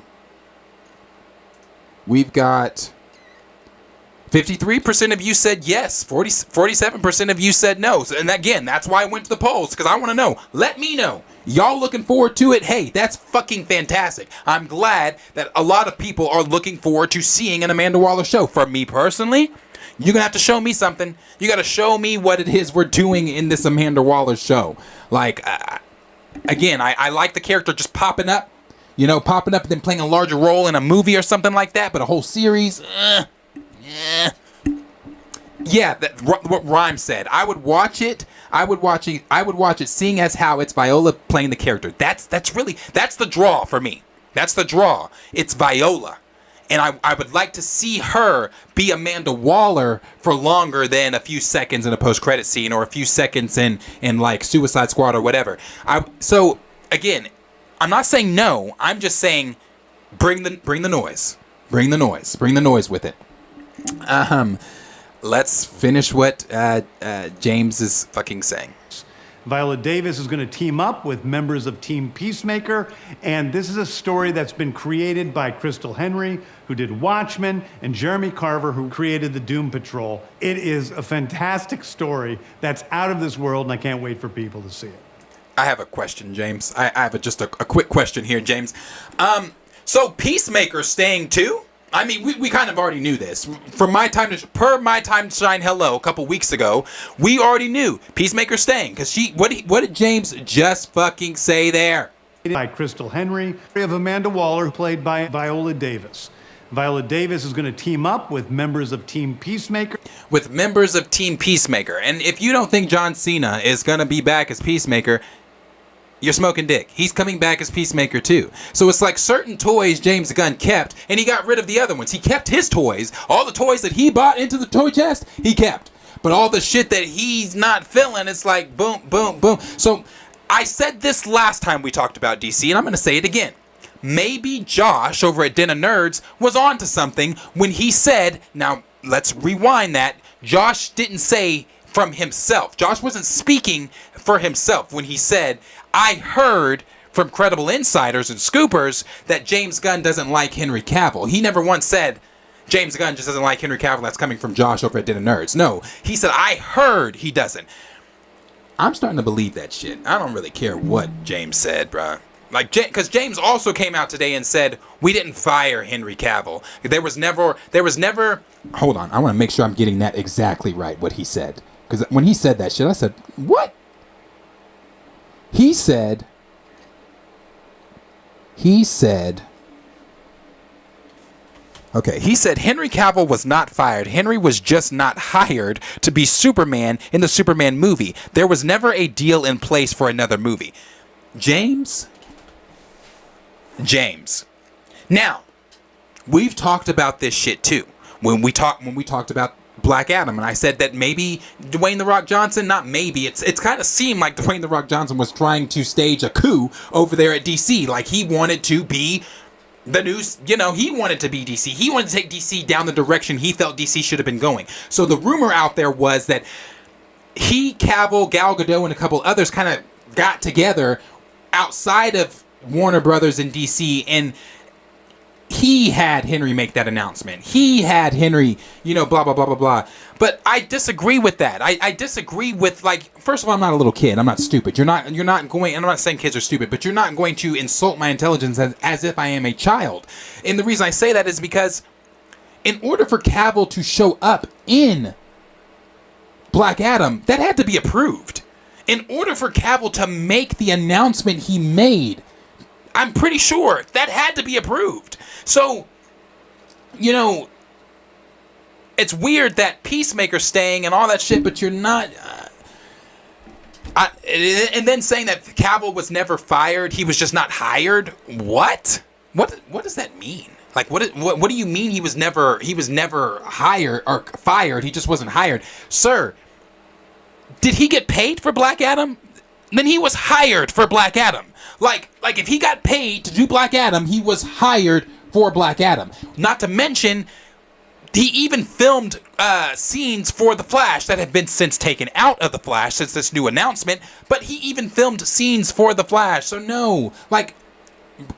That's why I said this whole thing. I feel like this shit was put together last night, bro. Last night. And this is a story that's been created by Crystal Henry, who did Watchmen, and Jeremy Carver, who created the Doom Patrol. It is a fantastic story that's out of this world, and I can't wait for people to see it. Okay, next up is the big one, the true beginning of the DCU. This is called Superman Legacy. Before we get into that, because this one, oh God. Before we get into it, Rhyme said, did I hear right that Rock's ex-wife was Cavill's manager and he let her go after the Superman debacle? You heard right, because I heard the same thing.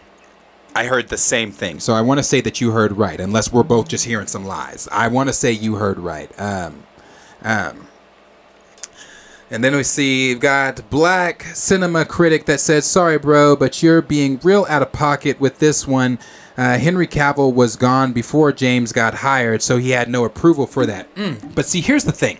I wouldn't even say that that's being out of pocket. Because we heard from My Time to Shine Hello and many, many others that Cavill was back. And even regardless of it being under James or not under James, they still allowed for Cavill to make the announcement he made on Instagram, telling everyone that he was coming back. They still allowed for Cavill to come back in Black Adam. They still allowed for Cavill to film scenes for The Flash. Why go through all that just to say, oh, no, he was never even hired? Like, we got rid of him a long time ago. I'm sorry. And no, I will never buy that they did not have discussions with Cavill to come back. I will never buy that. I will never buy that they didn't have conversations with Henry Cavill to come back. Because, again, I don't see Cavill... For us to believe that, we would have to then believe that Cavill was secretly back there trying to stage a coup with The Rock, if that's even to be believed. And I just don't see Cavill as the type of I don't see that in his... Now, I don't know Henry Cavill, but I don't see it in his character. He doesn't seem like the type of person to try to sneakily do something behind a studio's back. When a whole 10 years has gone by and we hadn't seen him as Superman, where we just saw all these interviews of him kept saying, I still got the cape in the closet. I would love to come back. I would love to do this. I would love to do that. Blah, blah, blah, blah, blah. If that was the case, why not stage the coup then? Why not try to insert yourself then? Again, you might see it as out of pocket. I see it as somebody over at DC is not telling the truth about what happened with Henry Cavill. It doesn't make sense to me that you just get rid of Henry Cavill after all the things that he went and did. The announcement, Black Adam, filming for The Flash, then to just say no? No, it doesn't make sense to me. Being written by me, I'm in the middle of it. I'm having a great time. Okay. Let's rewind. Next up is the big one, the true beginning of the DCU. This is called Superman Legacy. This is being written by... Wait. He said, that's Cowboy's mistake by releasing the video on Instagram. No one told him to do that. But how do we know that? How do we know no one told Henry Cavill to do that? Again, I don't see it in Cavill's character to just go out and just do something just to fucking do it. He wasn't Superman for 10 years. So what stopped him in that 10 years from doing that exact same thing? In that 10 years, he was not Superman. What stopped him from doing that exact same thing? The only thing that prompted, from my point of view, my humble point of view, because I don't know either, because I don't work for DC, I don't know Henry, and I don't know The Rock. But from my point of view, in order for Cavill to post that video, somebody somewhere had to approve that. Someone somewhere had to approve it. Out of this world, and I can't wait for people to see it. Okay, next up is the big one, the true beginning of the DCU. That's another point. I know I keep pausing it, but that's another point. Gray, Henry Cavill left an $8 million a season Witcher role for an appearance in Black Adam. He would not have done that if someone over at DC wouldn't have told him, brother, you're back. Because it's not as if he had issues with The Witcher. He loved playing his role at The Witcher. He loved doing that. Now, only thing he has to fall back on is the Warhammer stuff with Amazon. So thank you, Gray. That's a very good point what Gray just said. He would not have done that if someone wouldn't have greenlit him coming back as Superman. I just don't see that.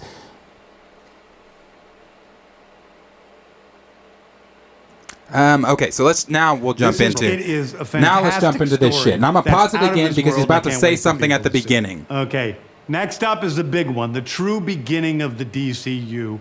This is called Superman Legacy. This is being written by me. I'm in the middle of it. I'm having a great time doing it.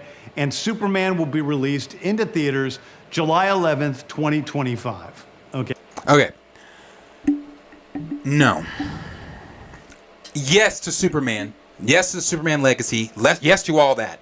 No to James Gunn directing a Superman film. No. I do not think James Gunn should be directing a Superman film. James Gunn is directing a lot. And I'm sorry, not directing, writing the Superman film. I don't want him writing the Superman film. Why? The type of writer that James Gunn is, again, we'll have to wait and see. I just don't see him bringing... I don't see him writing Superman right. I don't.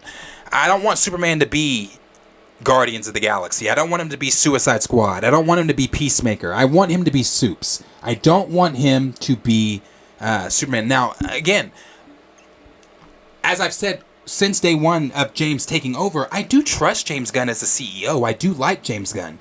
I just don't want James Gunn like Lobo. Write the shit out of Lobo. But him writing Superman is not going to stay true, in my opinion, to Superman. Now, you may think differently. You may think, oh, he's the perfect guy to write Superman. Okay, that's great. But for me personally, I don't think he's going to stay true to the character. I don't think he's going to do him justice. I think that he's... Again, we'll have to wait and see. But I just think that Guardians of the Galaxy, Peacemaker, Suicide Squad are not films that tonally speak to what a Superman film should be. That's just my opinion. You may think differently. Okay, the next thing is a big premiere HBO television series called Lanterns. This is a story of a couple of Green Lanterns, John Stewart and Hal Jordan, and we have a few other Lanterns peppered in there, but this is really a terrestrial-based TV show, which is almost like True Detective, with a couple of Green Lanterns who are space cops watching over Precinct Earth. In it, they discover a terrifying mystery that ties into our larger story of the DCU. Next is a big movie. Now, I love this. I love the Lanterns. It still should be a movie. It still should be a film. But I love the fact that what it's going to be, because that seems to be the only thing that he's announced right now that seems to have any connection to whatever it is, the Gods and Monsters Part 1 or whatever it is, whatever he called it, that they're trying to show, because we don't know anything about Superman other than the fact that he's writing it. And the things he stated in the article. But other than that he's writing it and the things he did state in the article, we really don't know much about Superman. But it seems like the Superman film being first is going to maybe set up the Gods and Monsters events thing that's going to eventually happen, and whatever it is that the Lanterns see that he talked about there, maybe that's going to be the thing that obviously that would connect their film to possibly Superman and the wider things going on within the story they're trying to tell moving forward to. But I really do like the fact that we're going to get to see the Lanterns, not just one Lantern, but several Lanterns. Obviously, John Stewart and Hal, John being my favorite. We're going to get to see some of these Lanterns and things like that. But I don't know outside of that he named anything else that really speaks to the wider story being told here with their reboot for DC. This one I'm high on too. Called The Authority. The Authority Yes, sir. is The a fucking passion Authority. project of mine. Yes. It's based on the... This is another. The Authority? Gunn can write The Authority, bro. Gunn should write The Authority. And I like the fact that he called it a passion project, because this is right up Gunn's alley. Krypton, Superman, stay away from him. Authority, bro, this is up Gunn's alley. If you know anything about The Authority, this is up Gunn's alley. Marvelous Wildstorm characters we are now bringing into the DCU and will interact with all of our primary DCU characters. The Authority are a group of superheroes who think Dope. the world is broken and they want to fix it by any means necessary. I think it's a very different look at superheroes. We're doing a television series called Paradise. Oh, he's moving on. Okay, The Authority definitely has to be a rated R type film. I don't know that The Authority needs... Well, I don't know that The Authority needs... And it should be rated R. And I feel like with Gunn doing it and everything like that, it probably will be rated R, but it should be rated R. To answer, Raymond there said, but do we need an Authority? But do we need The Authority, though? My suspicion with The Authority is... maybe we could see The Authority. I don't know. I really don't have... what was I thinking earlier? I thought maybe we could see The Authority...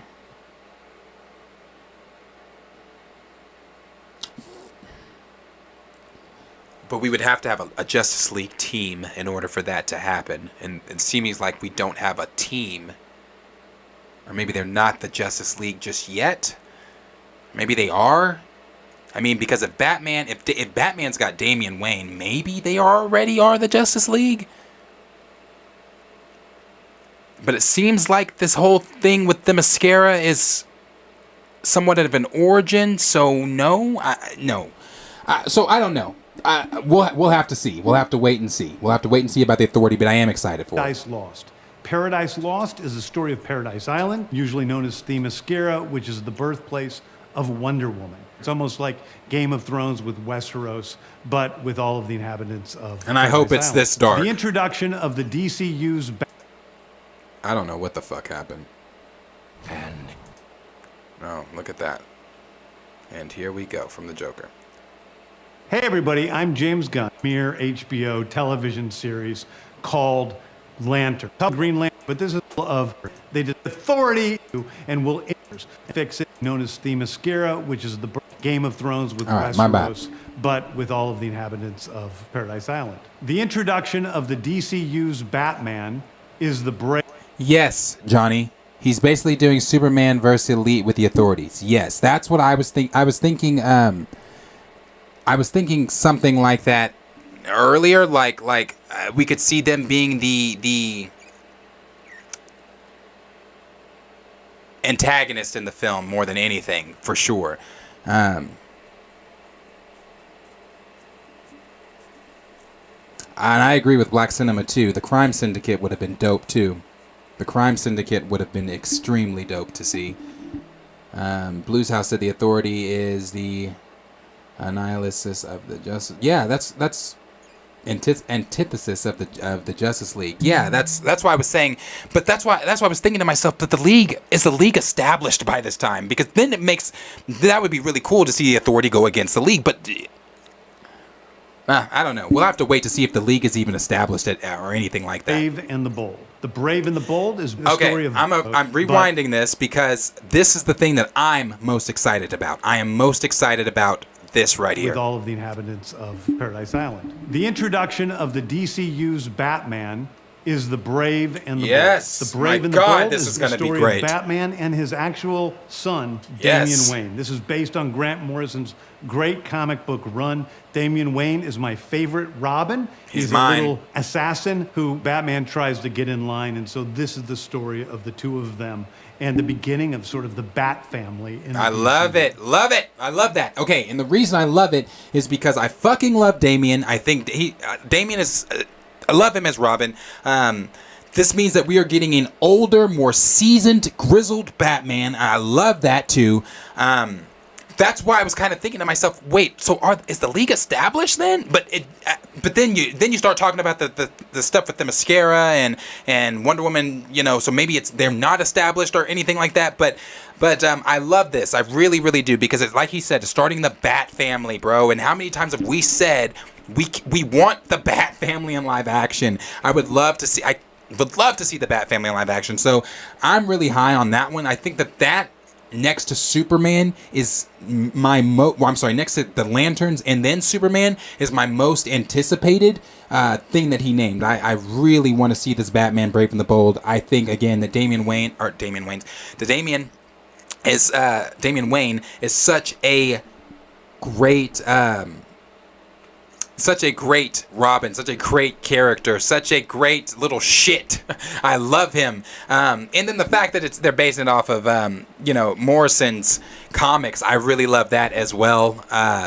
Yeah, man, I'm really looking forward to the Brave and the Bold. And I like and they didn't name it Batman. It's not, it's named, I like the name for it right now, Brave and the Bold. I really do. So it's really cool. And I'm pretty dope. I'm pretty hype about the Booster Gold stuff as well. Next up is a TV series called Booster Gold. Booster Gold is one of comics' really popular cult heroes. He is a fascinating guy. He's a loser from the future who uses future technology to come back to present day and become a superhero so that people will love him. It is basically the superhero story of imposter syndrome on an HBO Max series.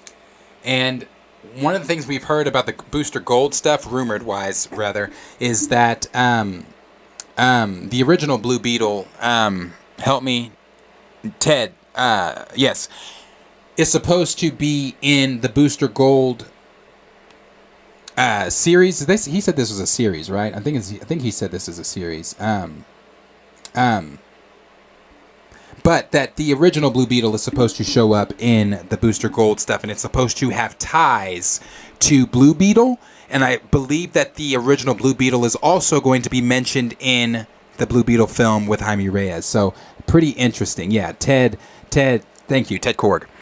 Ted is supposed to be mentioned, and not just mentioned, but be maybe a cameo. I'm not sure if it's a cameo or if it's more than just a cameo in the Booster Gold series, but he's also supposed to be mentioned and have ties and connections into the Blue Beetle film. So we'll see if that is really true.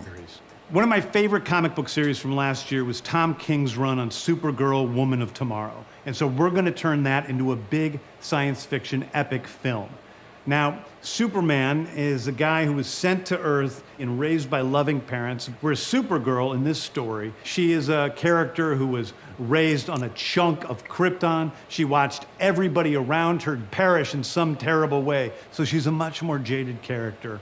And that brings me to Swamp Thing, the last thing we're going to talk about, a very dark horror story in the origins of the monster who is Swamp Thing. And although it's totally outside of the rest of the DCU, it will still feed into the rest of the stories. Anyway, those are the stories that I can tell you about right now. I've loved the DC characters since I was a child. They're incredibly important to me. I knew that this was a once-in-a-lifetime opportunity to do something very different. One of the things that's very important for me in all of these movies and TV series is that the director's vision and the vision of the writers and all of the creators is unique and something special. Storytelling is always king. That's all that matters to us. And I want to be true to those stories. I want to be true to you guys and really give you something different than you've ever seen before. Anyway, thank you, everybody. I appreciate you watching. I hope this was exciting for you because it's really exciting for me. And I can't wait to start to dive into these stories with you guys on this grand adventure. Thank you so much. So that's, that's the things that were announced today. And, some people are over the moon for it. Some people are underwhelmed. Some people are right in the middle. And I'm probably one of the ones that's right in the middle because there were some dope things that were mentioned. The Lantern series, that should be a movie, but the Lantern series, Brave and the Bold, The Authority. I'm actually looking forward to seeing the Booster Gold series. Like I said, Viola Davis as Amanda Waller, I love. Give me some juice with that, and I can be there for that as well. But some of the other things, and Superman, obviously, once I know more about it, but the other things outside of that, it's like, okay, yeah, I'm definitely still here for it, but it's like it's still mid. It's still mid for me. It was still wasn't that. It wasn't what I expected it to be. Again, this video still seemed like it was put together by someone on YouTube and just was going to be a regular old YouTube video more than anything. I was expecting a little bit more pizzazz. I was expecting a little bit more boom, shock, here's your, shut up now. Yeah, but I do like it. I like it. I like it. I don't dislike it. I do not dislike it. I like the direction thus far. So it's pretty interesting. We'll have to wait to see what else comes out of all of this as far as casting announcements and things like that. Who could possibly be playing Superman? Who's going to play Batman? Who's going to play Damian? Who's going to play Supergirl? And who's going to play Wonder Woman? And, it's seeming like in the article, and I'm not going to read the articles because that Variety article is quite long, but it seems like in the Variety article, it seems like they kind of left it open for Ben Affleck, Henry Cavill, Gal Gadot, and some of the others, if they want to return in some fashion, probably once they get closer to the Crisis stuff, because James Gunn did say in the original statement when he talked about letting go of Henry Cavill and some of the others, that they did discuss future projects. They did discuss, even with Dwayne "The Rock" Johnson with Black Adam, future projects. So we could be seeing them come back in the future, maybe for some Crisis events, if that's something that they're going to do, or something along those lines. But I feel like once audiences get a new look at whoever they get as Wonder Woman, and if this Paradise Island is going to be great, are people going to forget about Gal as Wonder Woman? Have people already forgotten about Gal as Wonder Woman? Because there are some people that didn't even like Gal as Wonder Woman. So, I mean, I don't know. It's interesting. It's still vague. It's still very vague. We still really don't know exactly what is what, how this is going to work, what is this. All we got was a few announcements for some projects, and that certain things are going to be Elseworld, and that Shazam fits into it, or however he said it. I didn't like it. But we'll definitely see. Like I said, I'm excited for the Lanterns series. I'm excited for Brave and the Bold. I'm excited for Superman Legacy once we have more about it. Even Swamp Thing. I'm excited for the horror element that could be, or however they're gonna make that. I'm excited for it as well. Like I said, I'm hopeful, and I've always been hopeful. If you've been here for a while, if you've been subscribed to this channel, or maybe not even subscribed, but just checking out the channel every now and then, I am one of the only ones over here that is high as hell for DC. I love DC. I've mentioned it many times before that I believe DC has better characters and stories than Marvel does. It's just that the DC regime that helmed it before was inadequate, and they could not tell those stories properly, or could not give us those stories, give us those characters properly. But I do believe that DC has the better characters and the better stories. That's just my personal opinion. I love Marvel. Love the characters, love the stories being told there. But DC really does have some amazing stories and characters that can be told and brought into this. For sure. So we're definitely going to see what's going to be coming out with some of this stuff. I see Stevie said, I just hope that the Lanterns are done decent. Black Cinema Critic said, you got to say something for Comic-Con, or save something for Comic-Con. That's going to be, that's definitely going to be the big rollout. And I'm predicting probably San Diego Comic-Con is when they're going to do it. SDCC is probably when they're going to roll out a lot more stuff. They're going to roll out some casting people and things like that. SDCC is probably going to belong to DC this year. Depending on what Marvel gives us, I think SDCC is really going to be the year for DC. But again, like I said, let me know all your thoughts down below. What you guys are thinking of what of the if you want to call it the slate that James Gunn rolled out for everyone. What are some of the things that you're most anticipating? What are some of the things that you feel that could have been kept off, or maybe saved, or maybe given us something else with a little bit more juice and hype to it? But again, question is always for you guys. Let me know down below in the comments what you guys are thinking of the newest announcements for the rebooted DC universe. Let's see. D-Sizzle said he needs some trailers. Johnny said, man, I disagree, Darius, on that. I feel DC has better characters and stories when it comes to black heroes, but in general, no, I disagree. Yeah, I mean, some people do disagree with me when I say that. I really adore DC. I think I adore DC so much because DC was what I picked up before I picked up Marvel. And then after, and well, let me say this. DC, it was DC for me because when I started watching the Batman animated series, and then of course, if you watch the Superman animated series, you knew that the Superman animated series tied into the Batman animated series. That I got really into all of that then when I was younger, and then when I got into a lot of that, that's when I picked up my first comic books. And my first comic books I picked up were DC, and it wasn't until I found my love for I already had a love for Spider-Man, obviously, but then I got my love for T'Challa, my love for some of these other Marvel characters and things like that, to where I started, picking up Marvel comics. And not only that, I think the thing that got me my first Marvel comic, if you remember, if you're old enough to remember, and you guys know that, if you collected, let me put it this way, if you collected Marvel Legends action figures, and I still do, the original Marvel Legends action figure packages used to come with Marvel comics.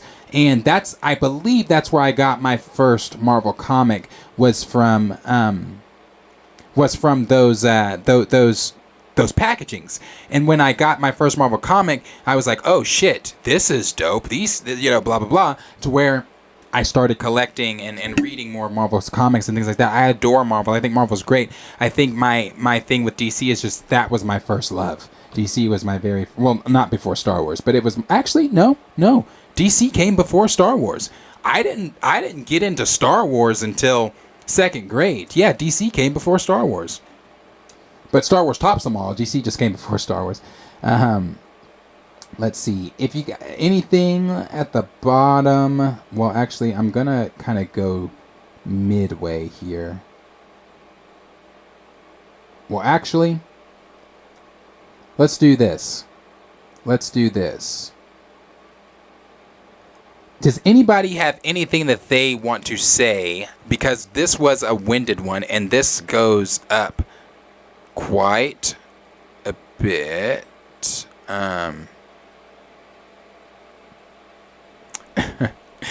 D-Stizzle said, LOL, I should have guessed Damian is Darius's favorite Robin. It all makes sense now. That's my favorite, bro. I love Damian. Little shit. He's such a little shit. I love him. Love him as Robin.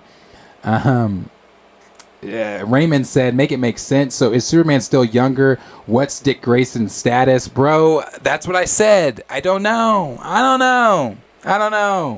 We're still kind of waiting on James to give us more. We gotta wait.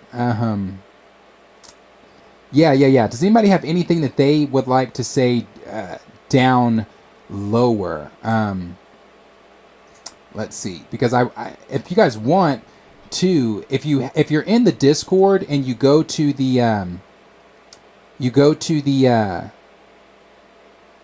well, actually, let's do this. People might and may not, because I've got like 25 minutes here. Let's do this. Let me do this. Hold on. Bear with me one moment.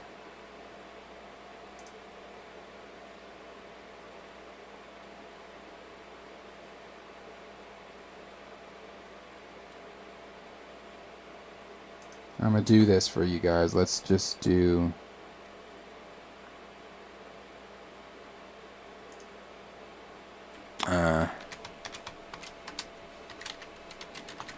let's do it like this.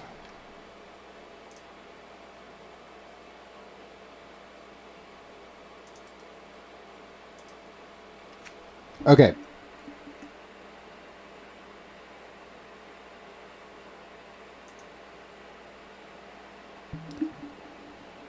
All right, let's do this. I'm going to put this link here in the chat.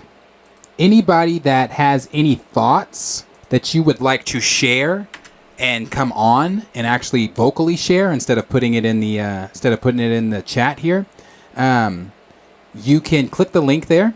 Click this link and I'll go ahead and pin it. Well, shit. I'll pin this link, and this is just the StreamYards for anybody that wants to enter into this. Okay, hold on.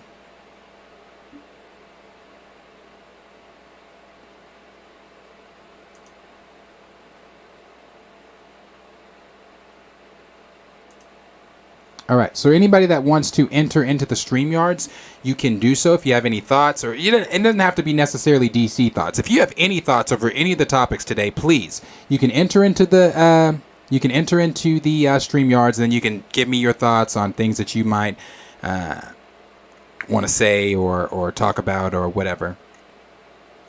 Let me try to fix my audio here.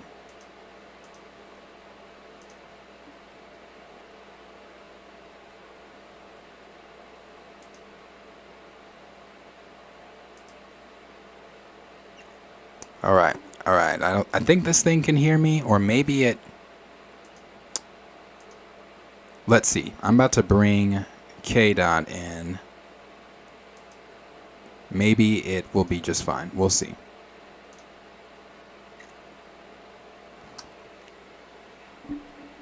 Can you hear me, bro? Yo, what up, Fanatics? Can you hear me? Can you hear me? I don't think you can hear me. I can hear you. Can you hear me now? You can hear me now? Yeah, I can hear you now. Okay, cool. Cool. I just wanted to come on real quick, share my quick thoughts. I only got like 5 minutes. Yeah, bro. But I like the slate we got. I like the title of the chapter we got for this slate. I think it's So do I. Dope Yeah. title. Mm-hmm. This title, if you remember that animated movie, Justly Gods and Monsters, it had me thinking about that, but it's not this. Oh, But it yeah. had me thinking about that when they made it this title for this slate. I forgot all about that. I Yeah. do like the movies we got coming. The only things I'm not really messing with this slate is the Damian Wayne Robin thing and the booster build. But other than that, I think I like everything else that we're getting on this slate, especially Swamp Thing. Yeah, I like Swamp. Can you still hear me? Can you still hear me? Yeah, well, Okay. Okay, you can hear me now. My fault. Yeah, I like the let me make sure the chat can hear me. I don't know if chat can hear me. Chat. Hold on. You didn't like the Damian Wayne thing? I don't dislike his Robin. I mean, I do think he's a little a-hole. He is a little shit. Yeah, but because I'm thinking about it like this, and so if a Bat family is established, right, then I'm assuming that he already been through Nightwing. He already been through Dick Grayson, Jason Todd. Jason Todd probably is still dead and probably didn't do Death in the Family yet. Right. Tim Drake is. He been through Tim Drake. He been through Batgirl. He kind of, I don't know how deep he is, but he probably had to at least get like a whole decade in. I'm just wondering, like, okay, where is Superman gonna be set at? Because I don't want him to be too young, like we had in the DCU. Right. Zack Snyder Superman that was like 2 years deep, and Batman was 20 years deep. Right. And you kind of can't have a dynamic because not saying this Batman can have a dynamic with this Superman. James did say that this Superman does know other heroes and stuff, so he's gonna be like set, but how deep? I'm hoping he's at least like about the same time as Batman. Like they both been around here for like 10 years ish, right? 8 years, like roughly close, not the same exact time, but roughly close. Because I agree. Because in this first slate, Supergirl's already coming in, mm-hmm. So that's kind of pointing signs to, okay, they've been here for a while. They already been established. I didn't think they was going to be established this deep, but I'm fine with it as long as you can explain it. You don't have to worry about doing the origin again because, Ian Man of Steel, remember they tried to do the origin and that origin frustrated a lot of people, frustrated me. That tornado. Yeah. Right. So, right. And everybody knows Superman's basic origin. He came from a dying planet of Krypton, came here to Earth, was raised by Jonathan Martha Kent, raised up to be a good kid, and now he took these good qualities and went to go be a hero. Simple. Same thing for Batman. You got to go through it again. Yeah. No, I agree with you, and that's one of the things I've been saying about the reboot in general is that I don't need to see the Waynes get gunned down in Crime Alley. I don't need to see Krypton blow up. I don't need to see any of that. I'd rather just be thrown into the thick of everything.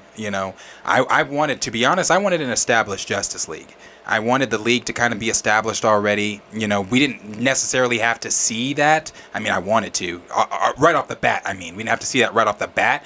But I would have liked for the League to be established, because I'm assuming, I would just have to guess, the League's not established in this, what he's talking about right now. Yeah, and that's the thing, too, because by the time Batman with Damian Wayne, he already part of a Justice League. Right. That's why I was thinking. I'm like, wait a minute. So if Bats is with Damian, is he already a part of the League? But then, with the things he was talking about with Paradise Island, it kind of seems like Diana hasn't let Themyscira yet. Yeah, I think for Paradise Island's interesting because it's supposed to be a show set when Diana's not there yet. It's like in the past. So I'm assuming it's going to be like an Amazon origin story based around the Amazon showing how they got Themyscira, why they're stuck there, why they're there. And I think by time, because it's going to be a show, and when they get to last episode, it's going to show an aged up Diana Prince. And then when we get to chapter 2, and chapter 1 didn't reveal everything. James says there's still more stuff. Okay. Yeah, right. So either Wonder Woman's going to appear in chapter 2, or she has a secret project in chapter 1 that might just be a movie. Right. That's probably something. She is one of the focuses that David Zaslav was talking about. Mm-hmm. And if David Zaslav approved the plan, if Wonder Woman was not a big part of this plan, he would have said, no, you need to fit Wonder Woman in here. So I think there's just a origin point to show with something with the Amazons. Right. Yeah, and I forgot that he did say that this was part 1. So maybe at like SDCC, because I'm assuming that's where it's going to be announced, somewhat of the full slate. So we'll probably have a cast announcement then. We'll probably get if they do a Wonder Woman, because I like what you just said there about, possibly getting a secret Wonder Woman film announced in February. I really like that. I think that's a good idea too. But one thing too, like I'm wanting to know is, what are your thoughts on the Zachary Levi Shazam deal? Like with Shazam possibly staying on, or looking like Shazam is staying. The people I'm okay with staying is for sure Zachary Levi. I think his franchise has been one of the few successful ones in the DCU.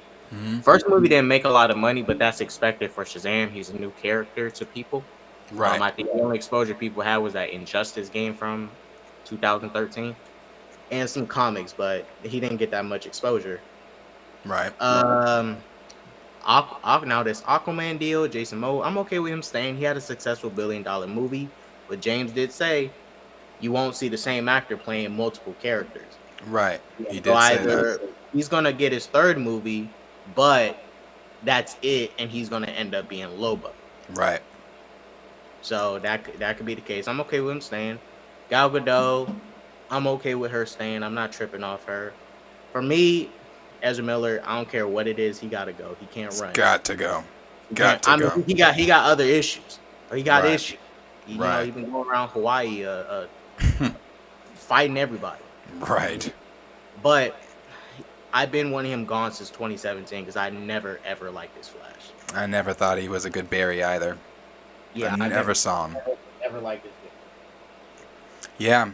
And as far as Ben and Henry, okay. Now this is me playing, playing devil's advocate. Okay, the way he's setting up this Batman, I think you still could have kept Henry Cavill. Because it seems like they're all established. You just needed to rework them. But I am not against James Gunn moving on from Henry Cavill. Same. I think at the end of the day, he hasn't done nothing since 2017. He's been wasted. The old regime of WB, they wasted him. Mm-hmm. Henry Cavill got his own thing going on. He's doing Warhammer 40K. Let's just keep it pushing. Right. And Affleck is clearly ready to move on. We saw what happened when he tried to do a Batman solo movie. He had to go to rehab, all this stuff. He was going through some issues. Right. And he just wants to direct. And I guarantee you, he's going to direct a good DCU movie for us. I don't know what he's going to direct, but he's going to give us something good. He has made some good movies. Right. So I want him to come back as a director. Let's do a new Batman, new Superman. Just keep what's good. And don't mess with what's bad. And we know what was bad. Yeah, yeah, we definitely know it was bad. I guess, and I'm not. I guess my issue with the certain faces returning is just the Cavill issue. That's just it for me. Like, I hate that Cavill is out. But again, I as I've said before, I don't have to have Cavill as Superman. Like, I'm cool as long as Superman continues. I'm cool. But I would have liked Cavill to be one of those Elseworld type films that he was talking about. Like, you still could have kept him on as for shit like that. And maybe that's something they discussed when he said future projects with Henry Cavill. Maybe that's something he was talking about. I'm not sure. Me personally, if they do need a recast of anything, I think he should be the DCU's Deathstroke. Henry? I could see that too. He got the body for it. Yeah. He can pull off a somewhat menacing individual. I saw it through him playing Geralt and the guy from Mission Impossible Fallout. So, I think he can pull that off. I want to see him, beat up some teenagers. Beat up the Titans. I want to see that happen. Yeah. I think he can pull it off. And fight Batman too and all these other people. Yeah, definitely would be dope. Yeah, like I said, I don't dislike the slate. I think it was a good slate. I'm ready definitely to see more, and I've like some of the viewers. I say the same thing. I want some trailers and some images and things like that. I want some casting announcements. I know we sound like greedy fans, but it's like. Some of the stuff we saw was concept like that. Well, I hope that is what for that first project they showed. I hope that's what the anime show will look like. I'm not sure if that was from a comic panel, but I'm hoping that's the animation style of the show that they showed us as like concept. Right. Some stuff they just use comic panels from different stuff, showed us what they're inspired by. But I kind of wish they drew up some concept art. I think they had a month to draw like a concept. Get Jim Lee to draw like a concept of what the suits may look like, or just what we can kind of expect. Not what it will be, but just expectations of what we can expect. Right. And also, you've seen the video. We all watched the video. I ain't gonna lie. I got confused by some of the terminology James was using because he was okay. So he was classifying like Blue Beetle, Shazam, and them as like DCU. But he was saying Superman is like the starting off point. But then in another article by Discussing Film, he's also saying like the Amanda Waller show leads into this new universe. And I'm just confused a bit because I'm like, confused. Okay, but like, what's the jumping off point? Because if Superman's not the jumping off point, then that means it's definitely going to kick in at Flash. But I don't know. I was just confused. I wish he classified that old stuff as the DCEU. Yeah, he didn't have to say Snyderverse, but the DCEU, that's also the other name. You just say this is the DCU, so it's clear. Because I'm still kind of confused. Because he was calling Blue Beetle DCU, and I'm like, oh, so is Blue Beetle going to be in these plans? Yeah, bro. That's my thing, too. Because I'm like, because the kind of same thing he said about Blue Beetle is the same thing he said about Shazam. So it's like, okay, so they're in all this? Like, I'm still confused. I don't know. I have no, and seeming like everyone seems to be confused because I was looking, at other content creators, like maybe they saw something I didn't get, and they all said the same thing. Like, bro, I'm still confused on how this whole thing is working.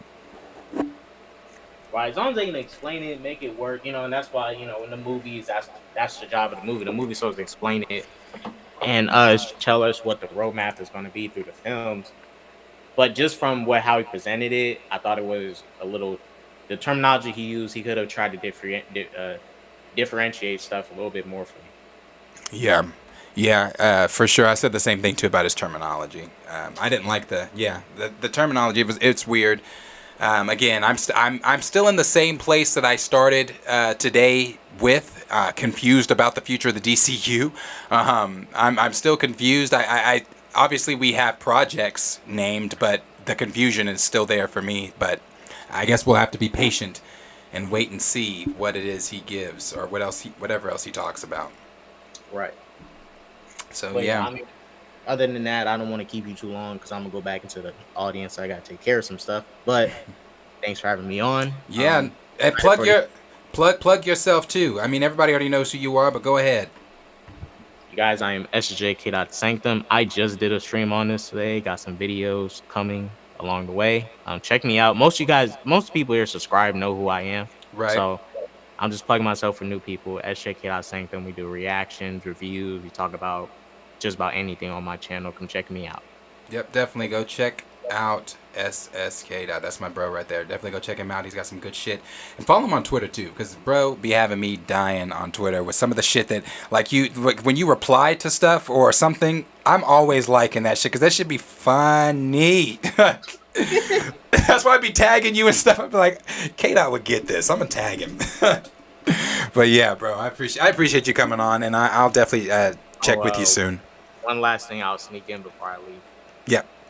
Hashtag recast Real T'Challa. For sure, recast of Real T'Challa. Appreciate you, bro. Anybody else want to come in? Josiah Allen said me a very generous $5 spot, and I appreciate that, Josiah, where he said if they are established with Damian as Robin, then they can do something akin to Young Justice, Nightwing, Starfire, Red Tornado, etc. Lead the youth. Yeah, I love that, and you guys know I love Young Justice. Young Justice is when people tell me I haven't watched Young Justice, I'm always like, you haven't watched Young Justice? Like, no, Young Justice is so good, man. I love Young Justice. I know some people were, after this last season, kind of like, this last season really wasn't it for me. What? Like, I was, like, at the very beginning, I was trying to keep up. I was like, hold on. I had to rewatch the very beginning of season 4. I'm like, the first few episodes I rewatched a couple of times because I needed to grasp really what's going on. I need a full understanding, but the season itself I really liked, and I really love Young Justice, and I agree with what you're saying, Josiah. I think that would be really cool, seeing as Damian is already as Robin, and that would have to put the implication that Nightwing is Nightwing by this point. Dick is Nightwing. Starfire is here. Maybe Red Tornado, since the League is established, I would hope. Yeah, I agree. That seems pretty dope. Seems like that'd be pretty cool. Does anybody else want to jump into StreamYards to say anything? And again, it does not have to be DC related. It could be anything that you feel that you want to discuss, whether it be a discussion I talked about today or a discussion that, we didn't talk about today. Just something you would like to get off your chest, get off your mind. Anything that you guys want to say. Like I said, I've got about 10 minutes left here to hang in the chat with you guys. See what some things are saying. D Stizzle said Henry as Captain Britain to me. Yeah, I would love to have him as Captain Britain in the MCU. Raymond said we all know who should play Batman. Oh God. Jared Little, I've seen a lot of people saying Jensen Ackles. I know I saw Liam in here saying Jensen Ackles. I've seen other people elsewhere saying Jensen Ackles. What's the kid from Umbrella Academy? I've seen some people saying him as Damian. I think he even played in Lock and Key, season 2 of Lock and Key. I can't remember his name, but I've seen some people saying that. D Stizzle said Diego Luna could play Batman. Ross Dog said, what's up with the new Joker movie? Joaquin Phoenix. The only thing I know about it is that it's Lady Gaga's attached. She will be Harley. It's supposed to be a musical, but not a musical like that. It's supposed to have musical elements within his head or something like that that we've seen. I need to know more about it really to give you more, but I really don't know much outside of that. Outside of it's still going to be rated R, outside of Lady Gaga's attached to it, and outside of it being a musical type, I'm not sure. I'm really not sure. Skillmonger said Henry is Doom. Roger Street said wait for the visuals at this point. Yeah, wait for the visuals at this point, right? K-Dot said Young Justice is tight. Yes, I love Young Justice. Skillmonger said from greatest hero to greatest villain. Yeah, I like that. Xavier Phoenix said anything Young Justice adjacent would be dope. It really would be. Justin said Young Justice always slaps. Love that fucking show. Raymond said I'm hoping that the JLA hasn't been established because starting it without a Superman or Wonder Woman makes no sense. Yep. Snyder said, "Sup, y'all? I'm back. Appreciate you being back, Snyder." K-Dot also said, "Jonah Hill as Batman and Michael Cera as Superman." Black Cinema Critic said, "Batman, brave and the bold, a little bit older guy. Jake Gyllenhaal, he's 39 or 38." I've actually seen people saying Jake Gyllenhaal, and I would not be opposed to that either. I would not. Gray said Jake Gyllenhaal or Jaime Doman for the Batman. Is anybody else coming in here? Oh, okay. Well, I got somebody in here. I've got Temp 1817. All right, bro. I'm about to. Something went wrong. What went wrong? Hold on.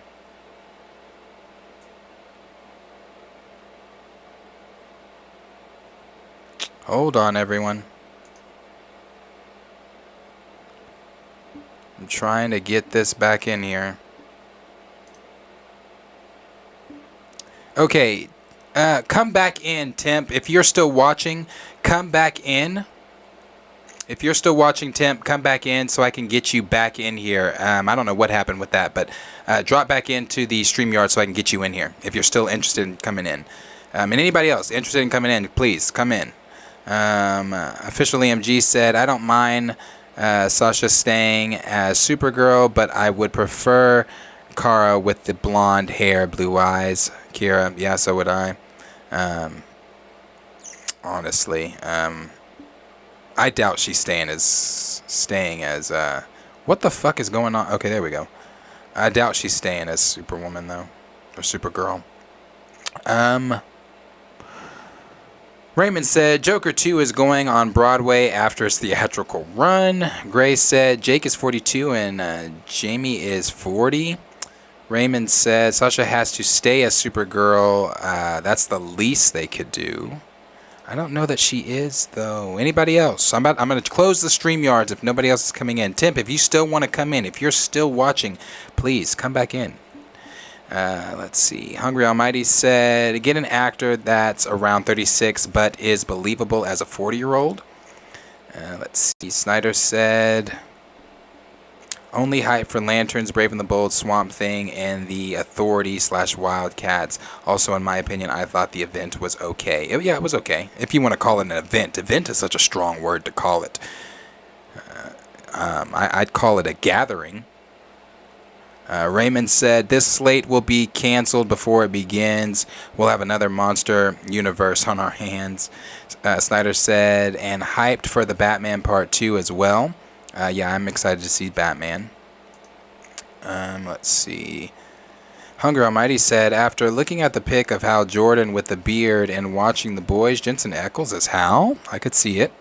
Raymond said, "The Superman and Batman age gap really is working on my nerves." It's working mine too. I don't like it.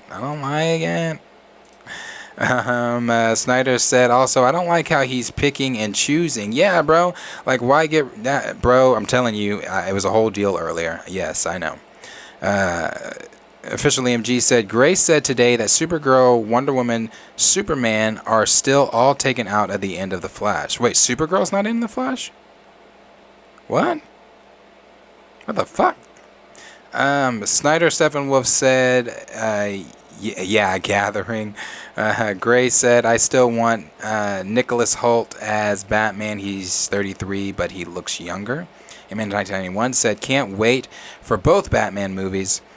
Raymond said, "It's sad that I'm only hyped for more Waller and Peacemaker, even though I wanted a full reboot." Let's see. Spoiler King said, "It should have been a bigger deal." Yeah, from Gunn, but I kind of felt Gunn didn't want other people around too early. Yeah, I saw that too. People saying that they didn't want to spoil anything, but it was cool enough. Hype for Lanterns, it was cool enough. Yeah, I did see that whole theory about not wanting people to spoil things. Raymond also said, "Clean everything, clear the table, cut off that dead weight."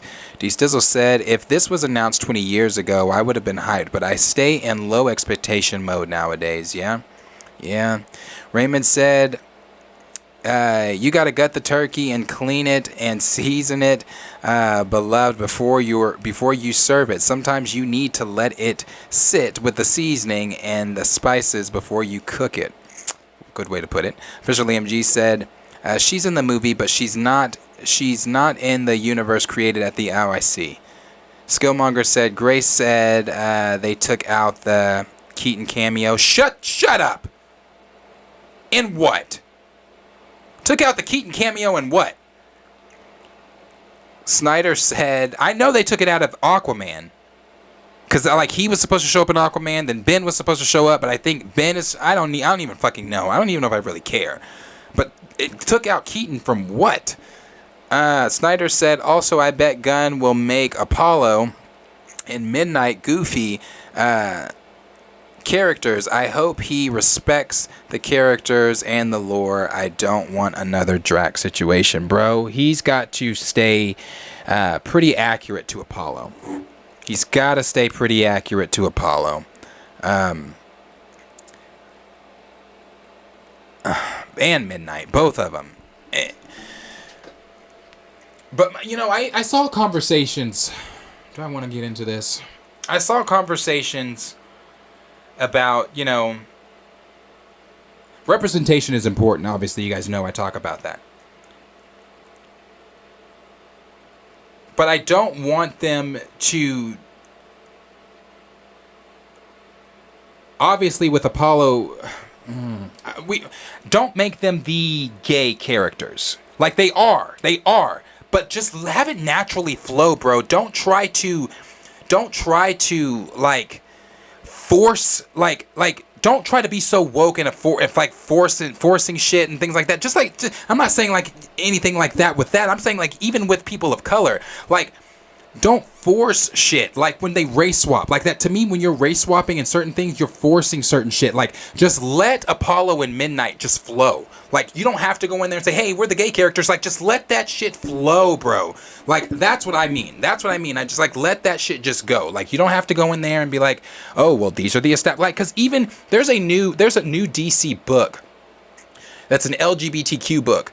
Where it's like they gave a whole 2-page spread to Midnight and Apollo, and I like the representation fact. I like that, but I don't want that to just be like the whole thing where people are like, oh well, that's the gay couple. No, like they're a couple that happen to be gay that are superheroes. Like that's what I like. Just don't put the focus on it. Is my opinion. That's what I'm saying.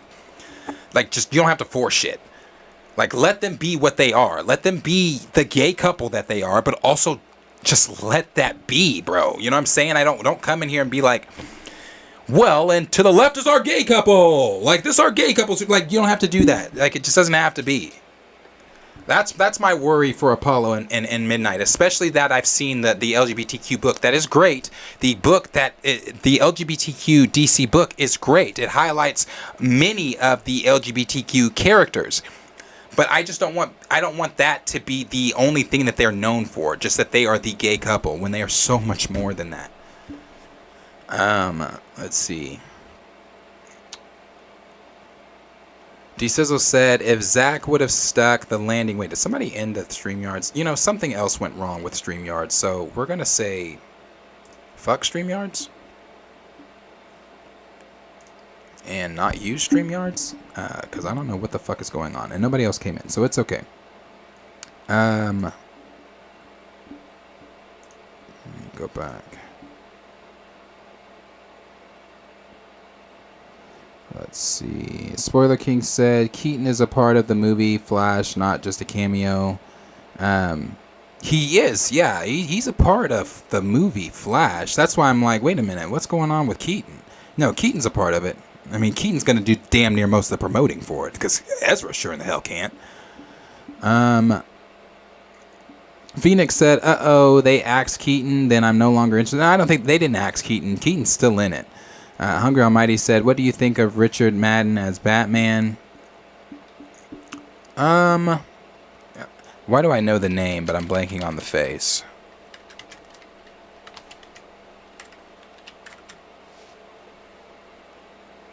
Oh, fucking Richard Madden, duh.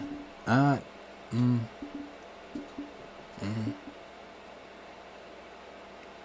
don't know if I could see Richard Madden as Batman. I don't know that I could see him as Batman, but I do like Richard Madden a lot.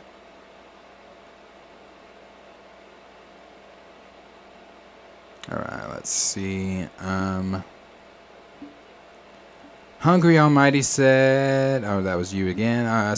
Snyder said, yeah, don't make it forced. Just let it be organic and natural. That's my thing. Like, just flow, bro. Just let the characters just be who they are. Like, flesh them out, get who they are. But it's just like the token black character. Like, it's like, oh, that's the black character. No. Like, he's a character that happens to be black. Like, just move the fuck on. Mano215 said, people let the Snyderverse go. It's over. Let's move on with a fresh take on DC. This is their chance to take the momentum. It definitely is. Let's see.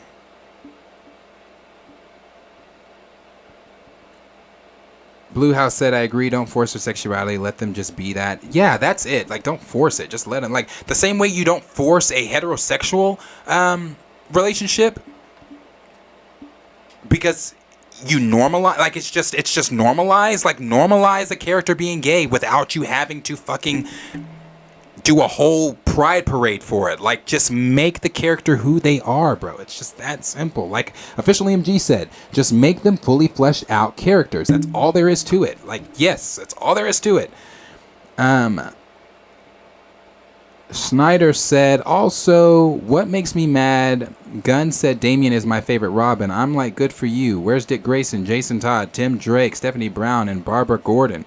Like, why ignore them? I think that they're all gonna, because when he mentioned the Bat family, I think they're all gonna be established, because if Damian is established now, then that means he's already gone through Dick, he's gone through Jason, he's gone through, you know, he's had Tim, he's had a lot of these guys as his Robin already. So I'd assume and hope, at least, I hope I'm right in my assumption that they are established within the universe.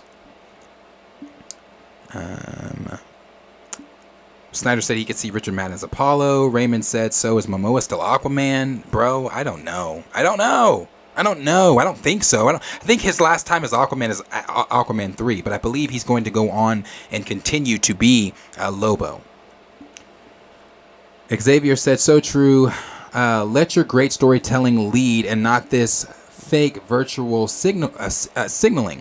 Just get a pat on the, or just to get a pat on the back, right? That's my big thing with it. Like, you don't have to do all that. We get it. Snyder 7 Wolf said Richard Madden, I can see him as Apollo. Raymond said I see him as Batman. He was a good Icarus. K-Dot said no House Stark members as Batman. That's a weak house. Cast a Lannister.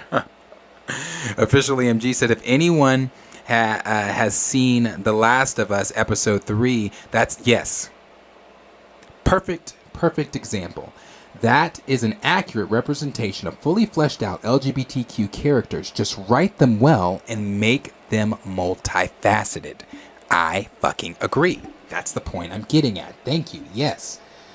Yes. Stevie said, now if only we can get Marvel Elseworlds for Wakanda Forever. Bro, you know what? Typically, I'm not for the whole outside of Marvel if it's not connected to the DC, to their connected universe.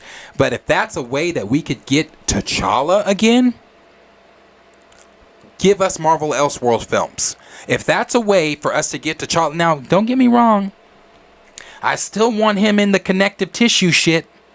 But if that's a way that we could get him in a standalone film, and if it does really. But see, now I'm backtracking on that now, because I just don't, Marvel doing something like that, no, because then it's like, well, we have the Black Panther franchise already within the MCU. If they made another film with T'Challa and it did better than Wakanda Forever, I feel like that would speak volumes. That's another conversation. But an Elseworld of Black Panther would be dope. Marvel doing that, because they would have two Black Panther franchises going on at the same time. Because who's to say that first Black Panther Elseworld film wouldn't be phenomenal? Let's just hypothetically speak and say it is phenomenal. It's great. Let's say it outdoes what the first one did. Let's just hypothetically speak. Then that would put on the table of conversation, do we do a number 2? Do we do another one? You know, because like with Joker, it being its own thing, you know, Joker is its own thing, but you're getting Paula Abdul. So do you do another one? Because it was so good, because it made over $1 billion, do you do another one? And could you see Marvel simultaneously having their Black Panther franchise within the MCU's connective tissue in an Elseworld Black Panther film? I would love it. I can't give Marvel that credit. I don't see them doing that shit. I would love that, though. Love that. I really would. Spoiler King said, in the Variety article, he said they're bringing the whole Bat family. Yes, the whole Bat family will be there for sure. Blues House said, question is, Dick Grayson better as Robin or Nightwing? I like Dick Grayson as Nightwing. Let's see, where was I? 215 said, I'm sorry, we don't need any more Robin stories. Let's start with Damian. It's more marketable and relatable. We got Hungry that said Glenn Powell as Hal Jordan and Trevant Rhodes as John Stewart. But if they go with older actors, then Jensen Ackles and as Hal Jordan, Sterling K. Knight as John. I could see Sterling K. Knight. I'm not the biggest Sterling K. Knight fan like that, but I could see him as John. I see Trevant Rhodes more. Raymond 2000 said, so this version of Superman is probably going to be in Teen Titans or Young Justice. Oh, God. Because he ain't giving no grown men and women orders. Raymond said, oh, and happy Black History Month Eve. It is happy Black History Month Eve. So I know a lot of people are going to be asking me already before we get into that, because Black History Month is coming.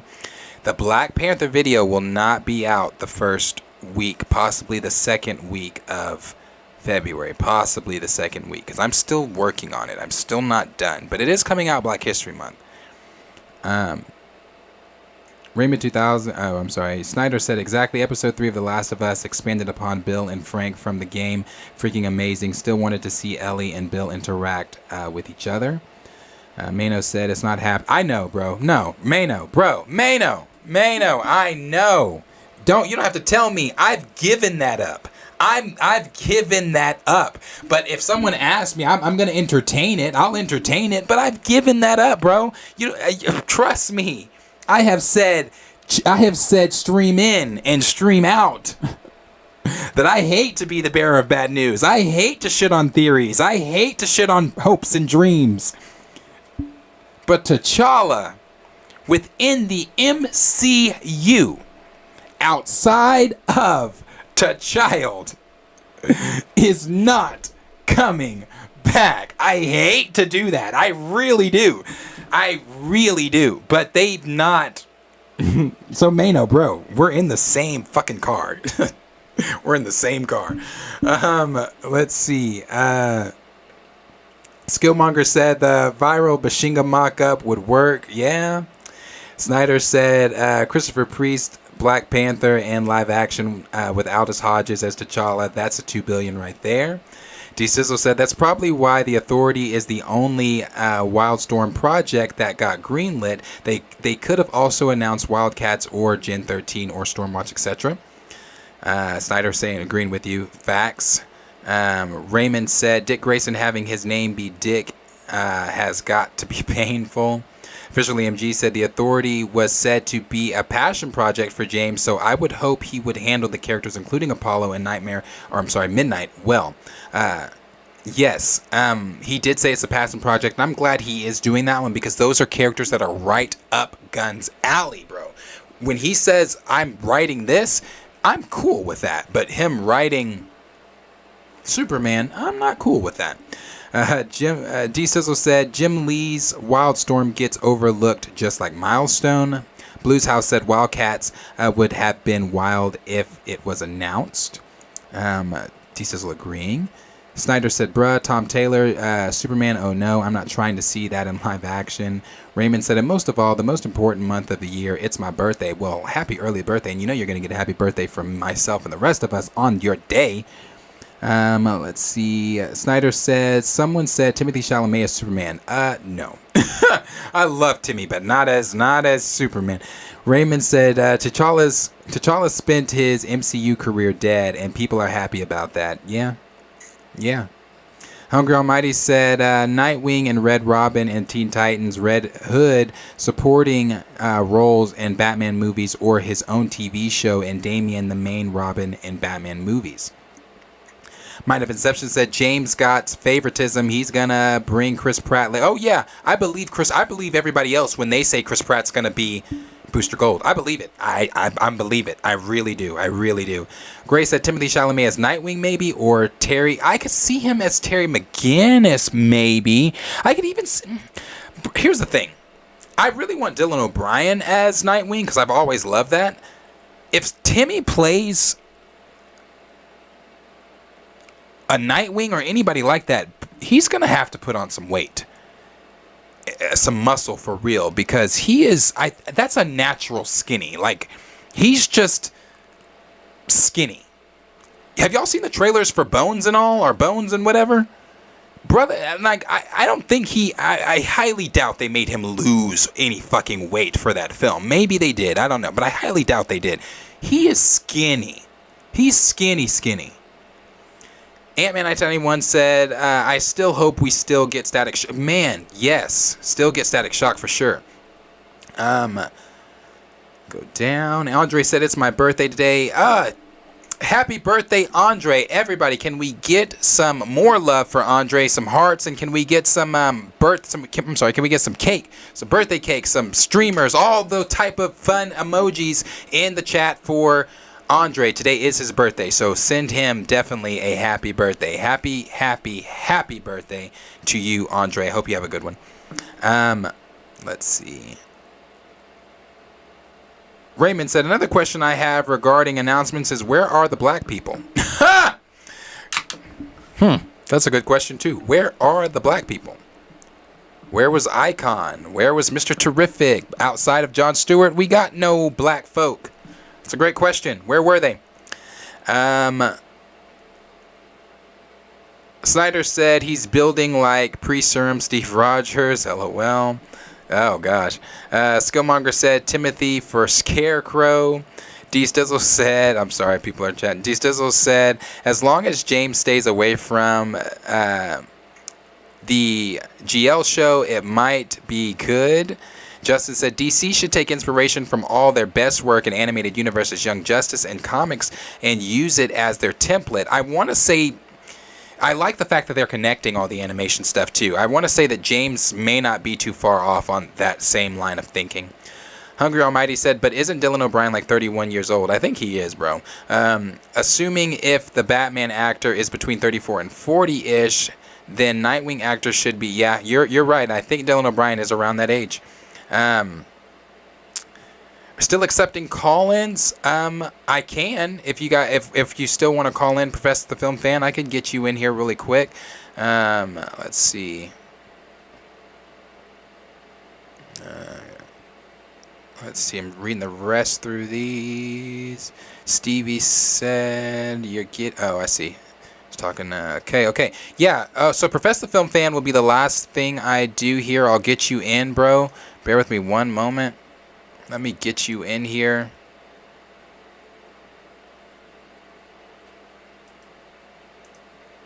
One second. Okay.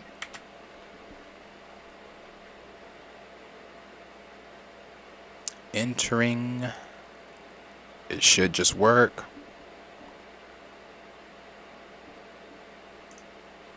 All right. Let me re-put this in the deal here.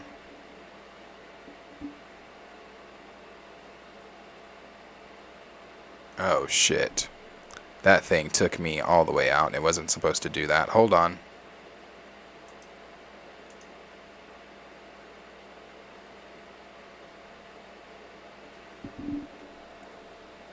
Bear with me one moment.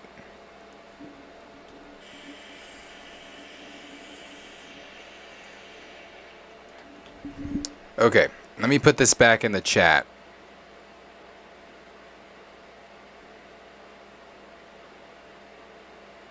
If this thing brings up my chat. Okay, here we go.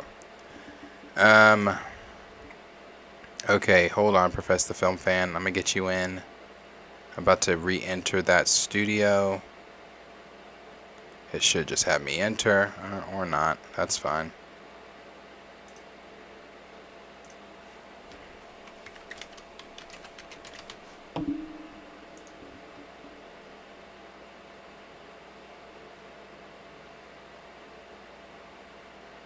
I'm not on Wi-Fi. Why is it telling me I'm on Wi-Fi? Alright, Professor Film Fan, I'm sending this link in here now.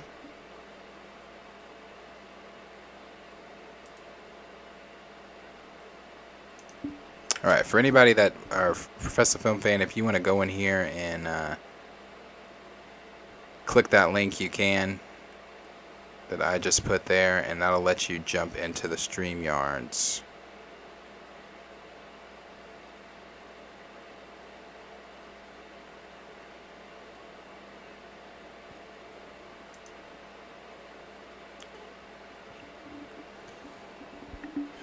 Okay. As soon as we have whoever's jumping into the StreamYards there, we'll get on that.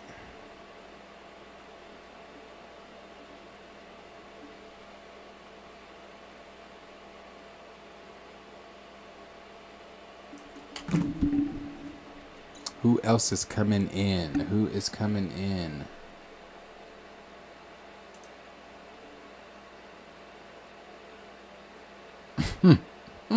Ah! No more champagne set. White man, white hair, white slate.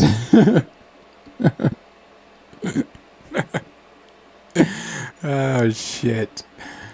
Oh, that is funny. Okay. Is the link working? Is anybody gonna jump in?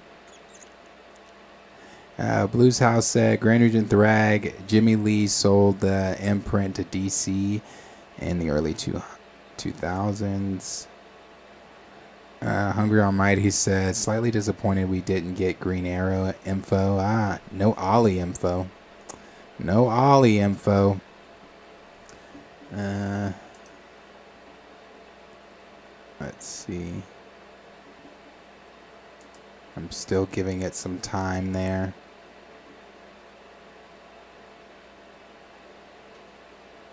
Still giving it some time. Y'all see earlier in the stream where producer Henry had to come in and fix shit because I knew I was wrong. Remember I stopped and I said I'm not sure that the link in the bio is accurate for Discord. And I was right. It wasn't. That's why Henry came in and gave the correct link. I'm telling you guys, I'm gonna be honest with you. Without Henry, this shit would sink daily.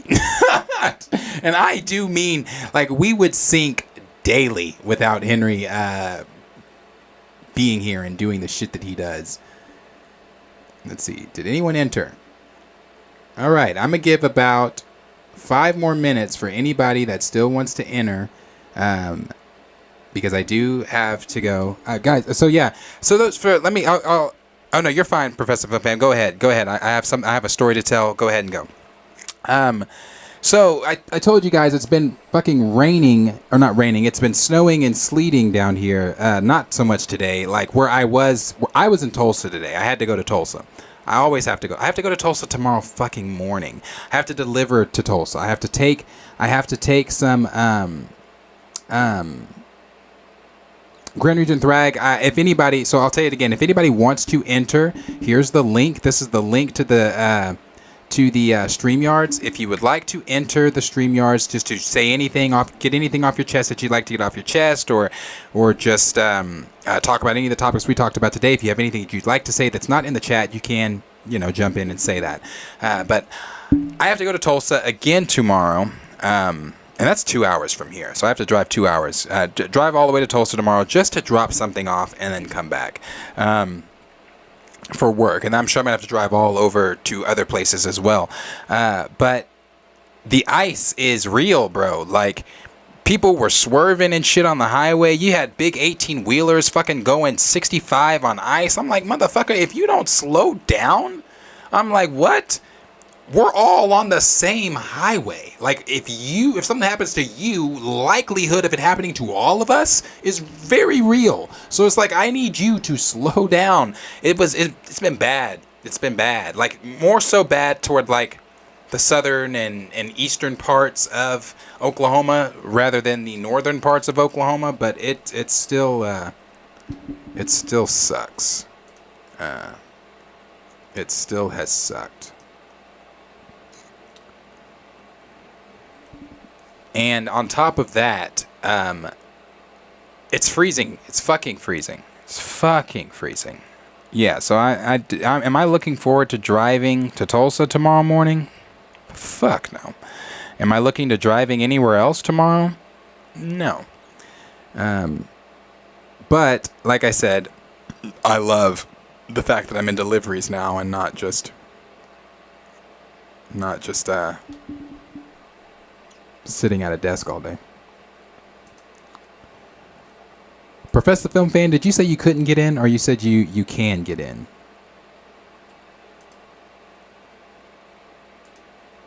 Because I saw you said no, sorry. I didn't know if that was to me or to someone else. Raymond said we might get snow next week. It sucks. I hate it. I hate the cold, hate the snow, all that shit.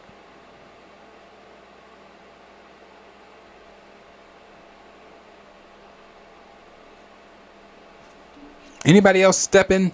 Let me know. Because if not, then it has been a very fun, almost 4-hour stream with you guys.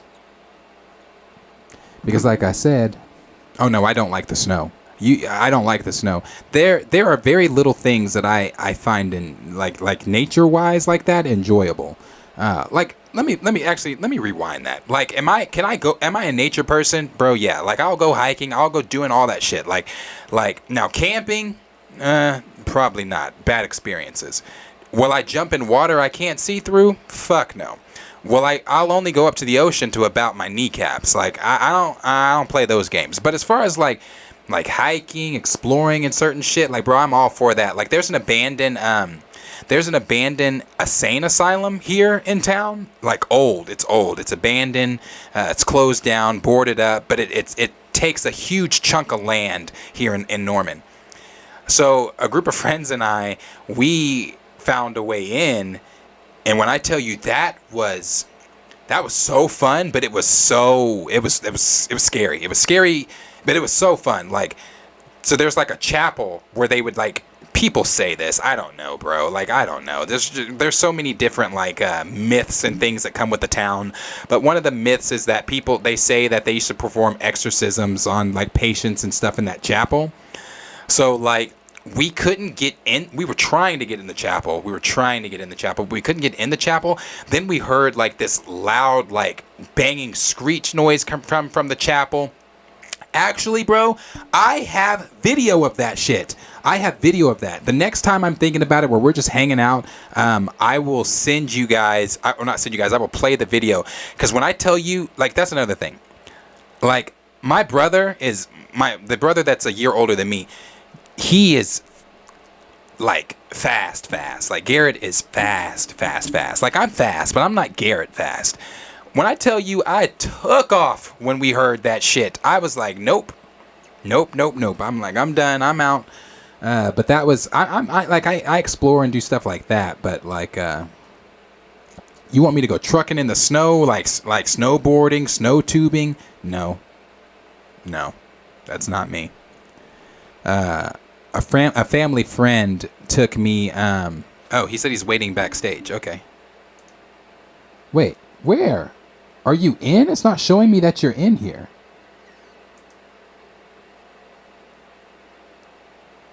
Yeah, it's not showing me that you're in here. Did you click on the right link? I'm gonna send this one more time. I don't know if you clicked on the right link because it's not showing me that you're in there. Yeah, family friends. I went with a friend and his family. They invited me spring break.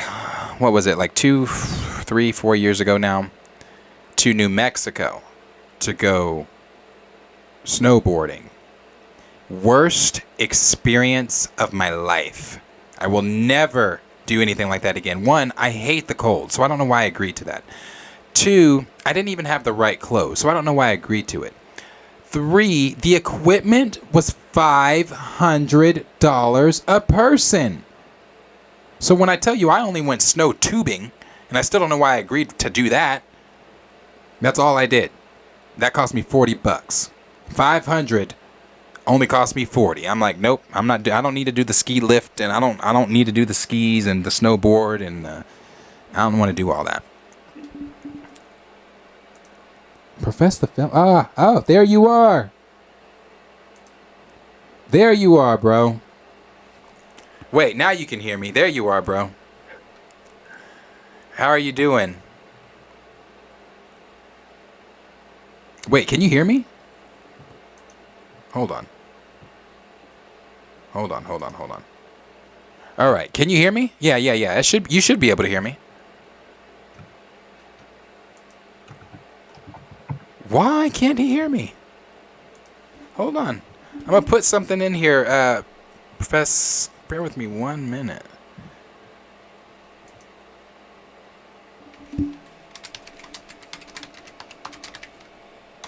All right. I just put that in the chat there. Can you hear me?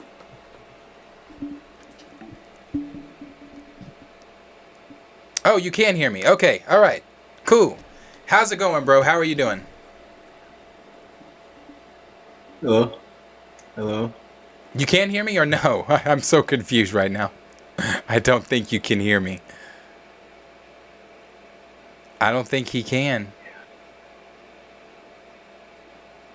Yeah, I don't think he can. Chat, can you guys hear me?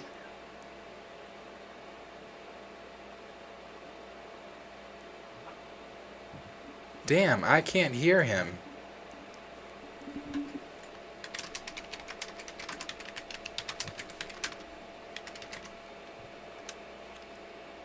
Hello? Hold on, is this thing? How's it going? Good, how are you? Bro, what is up? I'm good, you doing okay? I'm good. Okay, I think there's a delay then. I think that's what it is. I think there's a delay. Yes. Okay. Yeah, I can hear you. Okay, cool. Yes. So what did you want to come on and talk about, bro? I can hear you. There it is. Okay. That should be better.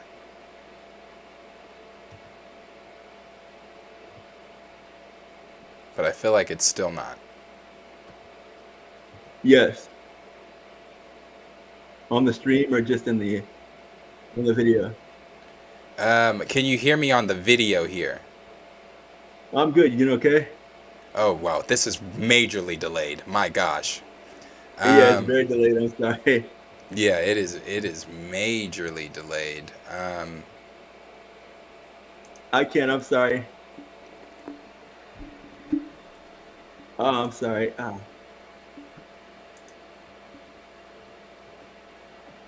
No, this thing is delayed big time. I wonder why. Because I could I'm sorry. Oh, no, bro. It's not you. It's not you. It's not your fault. I want to say it may be something on my end. Yeah, I'm late. Oh, I think it might be something on my end. Good. I'm sorry. I'm late. Yeah, because he's getting like every other word I'm saying. That's so strange.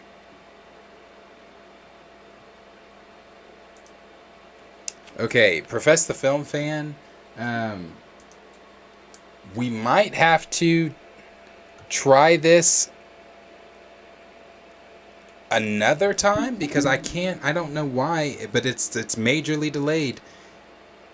Okay. Oh, wait. No. If you heard that off the bat, then we're good. Okay. Well, I'm watching your other video. I'm watching a video as well. Oh, okay. Okay, cool. That might be better. Let's do that. Okay, so now that you can hear me and be able to reply, how are you? I'm good. You doing okay? I'm good. Thank you for asking. Good. So what's up, bro? What did you want to chat about? Just a combination of DC talk with all the great news that came out and how some of the fans are still split. But I'm Right. enjoying all the exciting news. Right. But I think they'll introduce Static Shock maybe. Maybe not anytime soon, but maybe a bit later. Yeah. Because I feel like James Gunn is going off his momentum, and I think he had to respond to the fans that were kind of pressuring him. But at the same time, he did say that he wanted to come out and do some announcements Right. in the month of January. Mhm. So technically, it's kind of on him for making that pressure upon himself. No, But I I'm excited agree. about what's going on.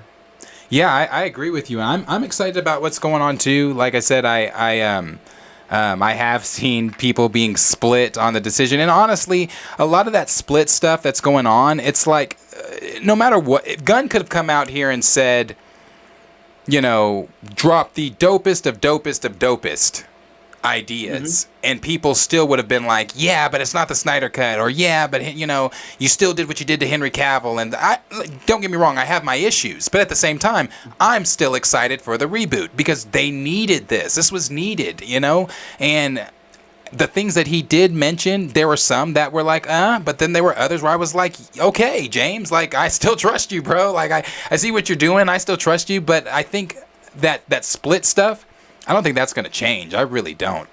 No. But it's kind of a wait and see kind of thing. I'm excited. Like, I know I've said that many times before, but there's so much they can go into. Mm-hmm. I'm excited for Damian Wayne, and they could build upon the Bat family. I'm excited for how he introduced the themes of the show, how they're all different. They're very unique. When he Right. said that the Green Lantern Hal Jordan as well as Jon Stewart show would be kind of like True Detective, and then the show with Themyscira would be kind of like Game of Thrones, and then of course the Supergirl, I want to say movie, is diving into something that we've never seen before. And with James Gunn being an expert on doing something unique, like he did with Guardians, and he took that lineup that no one has ever heard of. I remember when the first trailer debuted, Right. people crapped all over it on YouTube, and then he made it work. So I think when it comes to something that's different, that's weird, quote unquote, he can pull it off completely. I completely agree with you. I really do. I think that, characters like we've named before, like Plastic Man or Booster Gold, or, even the Authority, that those are Lobo, those are characters that I see James Gunn, writing for. I see him, even possibly directing things like that. Because those are characters that are up his alley. That those fit characters like Guardians, and things like that. But as far as like when he says he's writing Superman, that sends a cold shiver down my spine. I'm like, Yes. I don't like that. I don't like him attached to Interesting. Superman. Yeah, interesting for sure. Interesting for sure. Man. But I'm pretty excited. And can I touch on a bit of the Michael Jackson Yes, please. aspect of it? Please. I mean, as somebody who thought he was guilty in '04 after I did my research, because I was so young back then, I didn't know the specifics of the case. They never actually went over the specifics on his side. They only talked Right. about the mainstream media and what they pretty much had reported on the other side. Mm-hmm. I didn't like the fact that people are coming out and jumping on bandwagons. I was very disappointed with John Campea and what he said, as well as Chris Carr, because he keeps saying yeah. that it's split and split. But at the same time, if it was so split, the musical wouldn't be such a success. Right. You have a lot of high-profile celebrities who have went there and taken pictures. Oscar Isaac was there, Queen Latifah, Alicia Keys, Right. so many other, Dick Vitale, a lot of people who were high-profile in the sports world, and others who I haven't named because they're not on the top of my head right now, but they were there smiling, saying it was a great show, go and check it out. I haven't seen anyone protest it yet. Right. So with that being said, mostly it's just ignorance. It's willful ignorance that's so annoying. And I even know that his nephew Taj is coming out with his own documentary, as someone said in the comment section, called Rewriting History, to defend his uncle. And just overall, I think what someone was alluding to what Larry said, he pretty much said that he believes that Michael is guilty because he paid tens of millions of dollars to the accuser. But back then, it was explained later on that Michael got bad legal advice. So he paid him off, and he paid him off being told, saying that, hey, you get to go to trial and beat him if you pay him off. So he did that, and the guy took the money and ran. Now, I'm just saying, if somebody molested my kid, I wouldn't take the money and ran. I would probably take the money and sue them and Right. put them in jail. Right. But at the same time, he just took it and just ran. And then after that, I heard there was a strained relationship between him and his father. And after that, he just didn't say anything much about it for years. And then in I Know Square One, he talked about how this one lady went to school with him. She said he loved Michael Jackson for a while, and he's the one who quote unquote accused him. But it seems like he was pressured by his father when they had recordings with the FBI. Right. And just the FBI files that are out there that no one wants to go and watch and see. That's the main thing, that when Larry said what he said, you had the comment section say, hey, go check out the FBI files. Look at this, look at that. But instead, he just kept saying, well, y'all are just happy because you guys like a top-notch black entertainer just like R. Kelly. And I'm like, whoa, time out. Not the You same. can't compare the R. Kelly case What to the Michael fuck? Jackson. It's not the same thing. So it was frustrating me and a lot of other people. But knowing Larry and how controversial he is, it didn't bother me as much because he didn't want to do his research. I was more upset with John Campion and Chris Carr and what they had to say, because when they first talked about it in their first video, they pretty much was saying, yeah, so Michael Jackson was he was a great entertainer, and I think he introduced the moonwalk at the World Music Awards. And it's like, what? Oh, it's Motown 25. Are you serious? Right. And he broke the color barrier. If it Right. wasn't for him, a lot of black artists wouldn't exist. Come on. On MTV, he was the first mainstream black artist, and the fact that they didn't know that or want to say that, that bothered me. It's like, if you're going to do a topic, and they're so great at doing topics and doing their research, but for some reason they were so hesitant. And then I know Chris Carr has something to say, and she's been saying stuff for a long time about Michael, to where when someone brought up the musical, she went, oh. So for months I was saying, wait, I like Chris Carr, but I don't like her take on Michael. And I wish that people would do their research, like you said before, instead of having so much willful ignorance because of what the mainstream media has been presenting about him for so long. Even long before the allegations, they were always talking about how he had too many animals.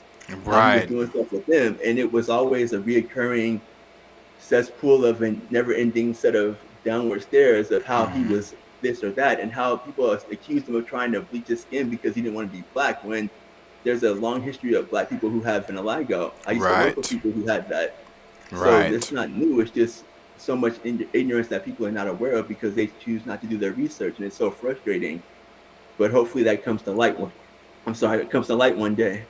Right. No, that was all very well put. Very, very, very well put. And, you know, I kind of look at the Michael stuff the same way when it comes to people's ignorance, the same way I look at the T'Challa conversation. Yes. Because the people that are coming in saying the things that they're saying about Mike, again, you are saying those things based off of what you heard Susie tell Tom what he told Harry, and it's like you're carrying a third party conversation that you're trying to remember things that you heard in that conversation, and you're spitting it out as if it's fact and as if you actually know what you're talking about, and you don't.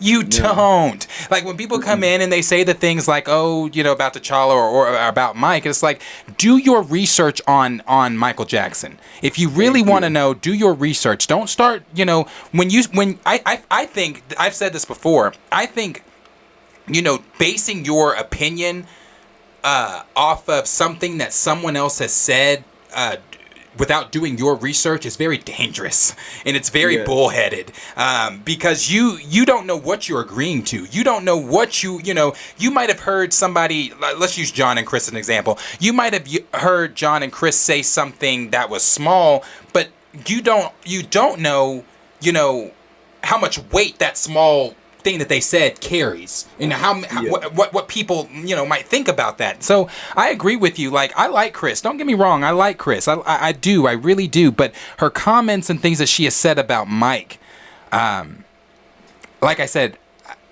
I want to tread lightly. I will not. The comments and things that they have said about Mike, it's what I expect, honestly, from, and again, I'm trying to tread lightly. I said this last night in the Discord. I'm going to go ahead and say it here. When we can start having real conversations about Carolyn Bryant, when we can start talking about, well, Carolyn Bryant was this, or Carolyn Bryant is a monster, or whatever, then we can have a real conversation about Michael Jackson. But for those of you coming to me saying like, oh, this or that, these are the same people that are saying like, you know, well, Carolyn's too old to see what behind the bar or behind bars, or Carolyn's too old for this, or that was so long ago, or this or that. it's funny to me how we can look at one entertainer or celebrity or whatever. We can look at one person in the limelight, because Carolyn's no celebrity. Look at one person in the limelight and then say, kind of like the shit with Ezra Miller and Will. Well, they're just misunderstood, where Will is just acting as an angry black man. And it's like, bro, no. Go ahead, I'm sorry. No, I said facts. I agree. Oh with you yeah, 100%, right? yeah. Like it's just it's just one of the, it's annoying. It's very annoying again when you have people that are so willing to defend something that we all know is wrong. We all know Ezra Miller is wrong, and I'm not saying Will Smith was right, but what I'm saying is, if you're gonna put the shoe on one foot, put it on the other foot as well. Like we're not about to sit here and play tit for tat for people that we feel we should be scrutinizing and people that we feel are just misunderstood. So I for sure think that the shit, again, I didn't say what I wanted to say, and I'm not gonna say it. I'm not gonna say it. I respect that. But I definitely agree with you for sure. For sure. Yeah, I'm sorry. I feel bad because I think, like you said, it's the Hollywood machine, and I know they work in Hollywood. They have certain ties to certain people. So I don't know if it's certain people specifically that they work for that they kind of have to defer, differentiate from saying certain things positive about Michael, because even Ty said it himself. A Hollywood producer told them that we don't want to hear anything positive about your uncle. We want to hear negative because that's what sells more. And I'm wondering, I'm not accusing them of anything. I just want to know if that's the case at all. Well, I agree with you. I'm not accusing anybody of anything, but I will go off and say this. I mean, look at when we had the conversation about MT and New Rockstars. We know that New Rockstars is in partnership with Marvel. We know that they are making what they're making. I don't know, but they're making something from Marvel. And I'm not going to sit here and tell you that the John Campea show is not either. Like, I would say that John probably does have something. I mean, we already know he has connections with people over there because of some of the things that he gets, like the Spider-Man photos that he got from No Way Home. We know that they have connections. So, yeah, I'd agree with you that with what you said there about not accusing anybody, but the way you talk, it makes it seem that way. Yes. Yeah. Definitely. Yeah, bro. Yeah, no, I agree with everything that you said. I really do. So. Yeah, and it was very well said. So yeah, I appreciate you coming on and saying the things that you said about Mike. And honestly, I feel like the more people that do their research on Mike, the more people can come to realize that Mike isn't this wacko jacko that they painted Mike out to be. Mike is such a kind, generous soul. I mean, I'm not even talking music at this point. We all know what the monster he is when it comes.